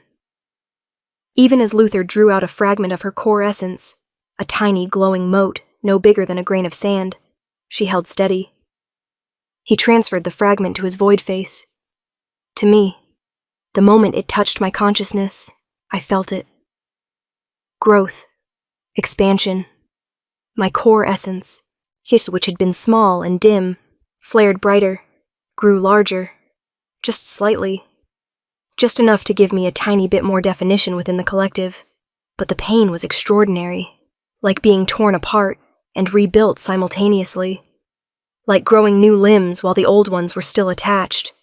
I screamed inside the void face. All of us screamed, the collective sharing my agony, amplifying it, reflecting it back until it felt like we were all burning together. Teresa collapsed in the chair, panting. Blood trickled from her void face. How that worked, I didn't understand, but it was there. Evidence of the cost. "First treatment complete," Luther said, his voice strained. He'd felt my pain too. Felt all of our pain. "We'll repeat this weekly. The expansion will be gradual, steady. We have time." "How much time?" I tried to ask. Luther's mask turned toward Teresa. "She wants to know how long the process will take." "Tell her," Teresa gasped, "that I don't care. However long it takes, I'm not giving up on her." 1 year became 2. 2 became 5. 5 became 8. Every week, Teresa sat in that chair and gave me a piece of herself. Every week, I grew stronger, more defined, more separate from the collective. And every week, Teresa grew weaker. The extractions were taking their toll. Her core essence was depleting. The void face that protected her was thinning. She'd developed a tremor in her hands that never quite went away. Her voice had grown fainter, more hollow, as if she were fading from existence. But she never complained, never missed a session, never suggested we stop. Luther watched it all with increasing distress. He'd grown fond of Teresa over the years, or perhaps he'd always been fond of her, and proximity had simply made it impossible to hide. He brought her books to read between sessions, sat with her in the gardens when she was strong enough to walk, talked with her about everything and nothing. She was dying again, slowly, differently than the rot had killed her, but dying nonetheless. And I was killing her. "You have to stop," I begged Luther during one session. "Tell her to stop. She's given enough. I can exist like this. I don't need to be freed." But Luther knew better than to relay that message, because Teresa would refuse. She'd made a promise 8 years ago, and nothing would make her break it. So the treatments continued. Year 9 brought the breakthrough. I'd grown large enough within Luther's void face that I could sometimes communicate directly, pushing thoughts through the barrier, making my presence known without Luther needing to speak for me. And I'd grown large enough to feel things outside the void face. I felt Teresa's core essence weakening, felt it fragmenting, breaking apart like ice under spring sun. She had maybe 6 months left before she depleted completely. 6 months before she faded into nothing. "We're close," Dorothy told me. "Your core is almost strong enough to push out entirely. Maybe 2 more treatments. 3 at most. And then you'll be reborn, hollow, alone, free, with a core so strong that no Vesper could ever attach to you again. You'd be immune to the rot, to all parasitic magic. You'd be the first truly free human in 100 years. It's at the cost of Teresa's life. Yes, I made my decision then. During the next session, when Luther began the extraction ritual, I didn't just receive Teresa's essence fragment. I gave one back. It happened instinctively, a reversal of the flow, a push instead of a pull. A tiny piece of my expanded core broke off and flowed out of Luther's void face, through his hands, into Teresa's depleted essence. Luther gasped. "What?" Teresa screamed, but not in pain. In surprise. In relief. The fragment settled into her core, filling one of the holes the weekly extractions had created, strengthening her, restoring what she'd lost. "How did you do that?" Luther demanded. "The same way you pull essence out," I explained through our connection. I pushed essence in. If I can strengthen my core by receiving her fragments, she can strengthen hers by receiving mine. But that would undo the entire expansion process. You'd shrink back down, lose all the progress we've made. I'd lose some progress, not all, and Teresa would live. That's worth it. "Serafina, no," Teresa said weakly. "Don't sacrifice yourself for me again. You're so close to freedom, and you're close to death. Again. I won't let you die saving me twice. This time, we save each other." Luther looked between his void face and Teresa's trembling form. "If we do this, if we create a balanced exchange where you give essence back while receiving it, the expansion will slow dramatically. It could take decades instead of years to free you." "Then it takes decades. I've already been in here for 9 years. What's a few more?" "Serafina," Teresa started. "Let me do this," I insisted. "Let me give back. For once in my life, let me give to you instead of you giving to me." Teresa was quiet for a long moment. Then she extended her hands toward Luther's void face again. "Balanced exchange," she said. "We save each other. Together." 23 years after I'd been absorbed into Luther's void face, the expansion finally completed. Teresa was 61 years old. Her void face had grown lined with age, something I didn't know was possible for hollows. She moved slowly, carefully, her body worn down by decades of weekly extractions and infusions. But she was alive. Whole. Her core essence stabilized by the balanced exchange we'd maintained for over 2 decades. And I was ready. My core had grown so large within the collective that I barely fit anymore. The other faces had given me space. It retreating to the edges of Luther's void face to make room for my expansion. I was like a child ready to be born, pressing against the walls of the womb, seeking exit. "Today," Luther announced. "Today we attempt the separation." Teresa took her place in the ritual chair one final time. But this time Luther didn't restrain her. This time, she placed her hands on his void face of her own free will. "Ready?" he asked us both. "Ready," Teresa confirmed. "Ready," I agreed. Luther began the final ritual. It was nothing like the gradual expansion treatments. This was violent, forceful, deliberate. He was actively pushing me out, using his will to eject me from the collective. The other faces helped, their consciousness combining to shove me toward the exit. "Go," Dorothy urged. "Live for all of us. Show the world that freedom is possible." I felt myself compressing. being squeezed through an impossibly small opening. The pressure was agonizing. I thought I would shatter, fragment, cease to exist. Then I broke through. One moment I was inside Luther's void face, part of the collective, surrounded by trapped souls. The next moment I was out. I had form again. Substance. A body made of essence and will and Teresa's decades of sacrifice. I could feel air on my skin, or what passed for skin. I could feel gravity pulling at me. Could feel separate from everything else. I opened eyes I didn't know I had. Luther's study came into focus. Teresa sat in the chair, her void face tilted toward me with what might have been wonder. Luther still wore his golden mask, but I could sense the collection inside it, could still feel the connection to Dorothy and the others, but distantly now, like hearing voices from another room. "It worked," Teresa whispered. "You're out. You're free." I tried to speak, but discovered I had no mouth. Tried to touch my face, but found only smooth, empty surface.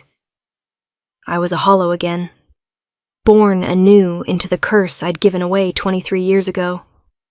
But I was alive. "Your core," Luther said, and there was awe in his voice. He pulled out a small mirror and held it up to where my face should be. I saw myself for the first time in over 2 decades. The void face was there, yes.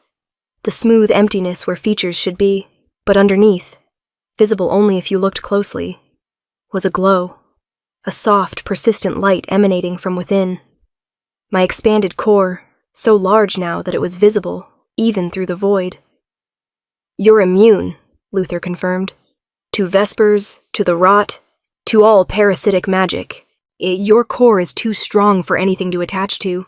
You're the first free human I've ever seen." I looked at Teresa, at her aged void face, her trembling hands, her exhausted posture. "Thank you," I tried to say. "She says thank you," Luther translated. "And she wants to know what you'll do now, after 23 years of keeping her alive." Teresa's void face somehow conveyed a smile. "Now? Now I rest, sleep without nightmares, walk without pain, read books without weekly interruption, live whatever time I have left in peace, knowing I saved the girl who saved me." She stood slowly, painfully. "But first, I have a message to deliver. A promise I made the day you were absorbed." "What promise?" "To tell your stepsister you were alive, that you were fighting to return, that she should wait for you." Teresa moved toward the door. "Luna has waited 23 years, Serafina. I think it's time you went home." The city had changed in 23 years. The rot had spread further, claimed more victims. But Luther's research, built on my foundation and continued by Teresa during my imprisonment, had yielded treatments. Not cures, but ways to slow the progression. Ways to buy patients years instead of months. The underground face markets still operated, but they were regulated now, monitored. The brutal extractions that created hollows had been banned in favor of gentler methods. It wasn't paradise, but it was better. I walked through the streets wearing a simple cloak, my void face hidden beneath the hood. People still gave me wide berth when they noticed, still whispered and pointed. But there were other hollows now, people who'd chosen void faces over death, who'd survived extraction and built lives in the margins. I wasn't alone anymore. Katrina's house looked smaller than I remembered. The paint was faded, the garden overgrown. I stood at the gate for a long moment before entering. The door opened before I could knock. Luna stood in the doorway. She was 48 now, her hair threaded with gray. She wore no face at all, void-faced like me, like Teresa. At some point in the past 2 decades, she'd undergone extraction. "Serafina?" she whispered. "Is it really you?" "It's me," I tried to say, but of course she couldn't hear. She didn't need to. She pulled me into an embrace, and I felt her crying against my shoulder. "Teresa told me everything," Luna said. "About the ritual, about the void face, about the collection. I've been waiting, hoping, praying you'd find a way back. She pulled away, studying my glowing core through the void. You're different, stronger. Teresa said you'd be immune to the rot now, that you'd finally be safe. I nodded. Mother died 5 years ago, Luna continued. The guilt never left her. She spent her last years working in the rot wards, caring for patients, trying to atone for what she did to you. She asked me to tell you, if you ever came back, that she was sorry, that she loved you, that she hoped you could forgive her. I felt tears forming, how that worked with a void face I didn't know. But they came anyway, tracking down my smooth emptiness. Luna took my hand. Come inside. I want to hear everything. Even if you can't speak, we'll find a way. We have time now. All the time in the world. She led me into the house, into warmth and family and home. And for the first time in 23 years, I felt something I'd almost forgotten. Hope. Not the desperate, impossible hope I'd clung to in the library. Not the sacrificial hope that had driven me to trade places with Teresa. But simple, quiet, sustainable hope. The kind that says tomorrow will come, and the day after, and I'll be here to see them. Free. Alive. No longer trapped in anyone's collection or consumed by anyone's curse. Just me. Serafina. The faceless girl who'd survived being stolen from, sacrificed for, imprisoned in, and reborn out of. The girl who'd learned that beauty doesn't matter. It's what's inside that counts. And inside me, glowing bright enough to see through the void, was a core that nothing could consume. I was finally, truly free. Epilogue. 1 year later. Luther stood before the assembled court, his golden mask catching the afternoon light. I am abdicating the throne, he announced. Shocked murmurs rippled through the crowd. The king had ruled for over a century. The idea of him stepping down was unthinkable. I have found a successor, Luther continued. Someone who understands the true cost of beauty. Someone who is immune to the very curse I unleashed upon this kingdom. Someone who can rule without fear of the rot, without the temptation of vespers, without the corruption that beauty brings. He turned to where I stood beside Teresa, both of us void-faced and glowing faintly from our expanded cores. Serafina, he said, will you accept the crown? The court erupted in protest. A hollow queen? Impossible. Unthinkable. Against every tradition. But I didn't care about tradition. I stepped forward and knelt before Luther. I accept, I told him through our connection, on one condition. Name it. You free them. All of them. The faces in your collection. Give them the choice you promised every year. Continue existing in your void face, or end their existence peacefully. But this time offer a third option.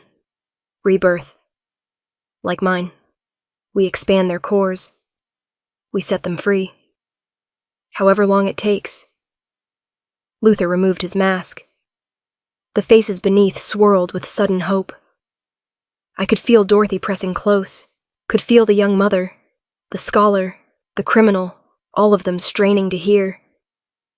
It would take decades, Luther said. Centuries, maybe. There are 142 of them. Then we spend centuries. Teresa and I will donate essence.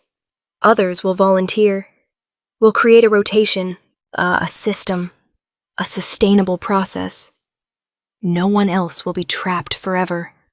Everyone gets a chance at freedom. The faces in Luther's void face began to glow, all of them simultaneously. Their combined hope made Luther's entire face shine like a second sun. Then I accept your condition, he said, and I name you Queen Serafina, first of the free, ruler of the Hollow Kingdom. He placed the crown on my void face. It settled like it had been made for me. The court didn't cheer. They were too shocked, too confused, too horrified by the idea of a faceless queen. But in the corner of the room, I saw Luna smiling, saw Teresa nodding with approval, saw a handful of other hollows, people like us, survivors like us, standing straighter, prouder, as if my coronation had given them permission to exist fully. And within Luther's void face, oh, I felt the collection celebrating.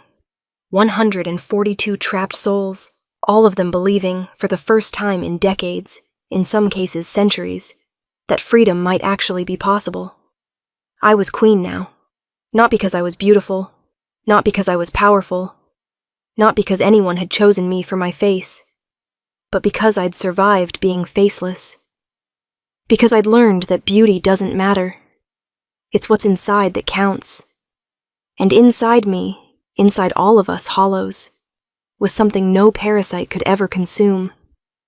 The will to survive. The choice to hope. The courage to be seen even when the world refused to look. I stood and faced my new kingdom. The kingdom of the faceless. The kingdom of the free. The kingdom where beauty had finally lost its power. And our real work began. We've reached the end of Seraphina's journey, from faceless and forgotten to queen of the free. Here's my question for you. If you lost everything the world values, what part of you would remain? What's the thing inside you that nothing could steal? Drop your answer in the comments. And if this story moved you, a like would mean the world.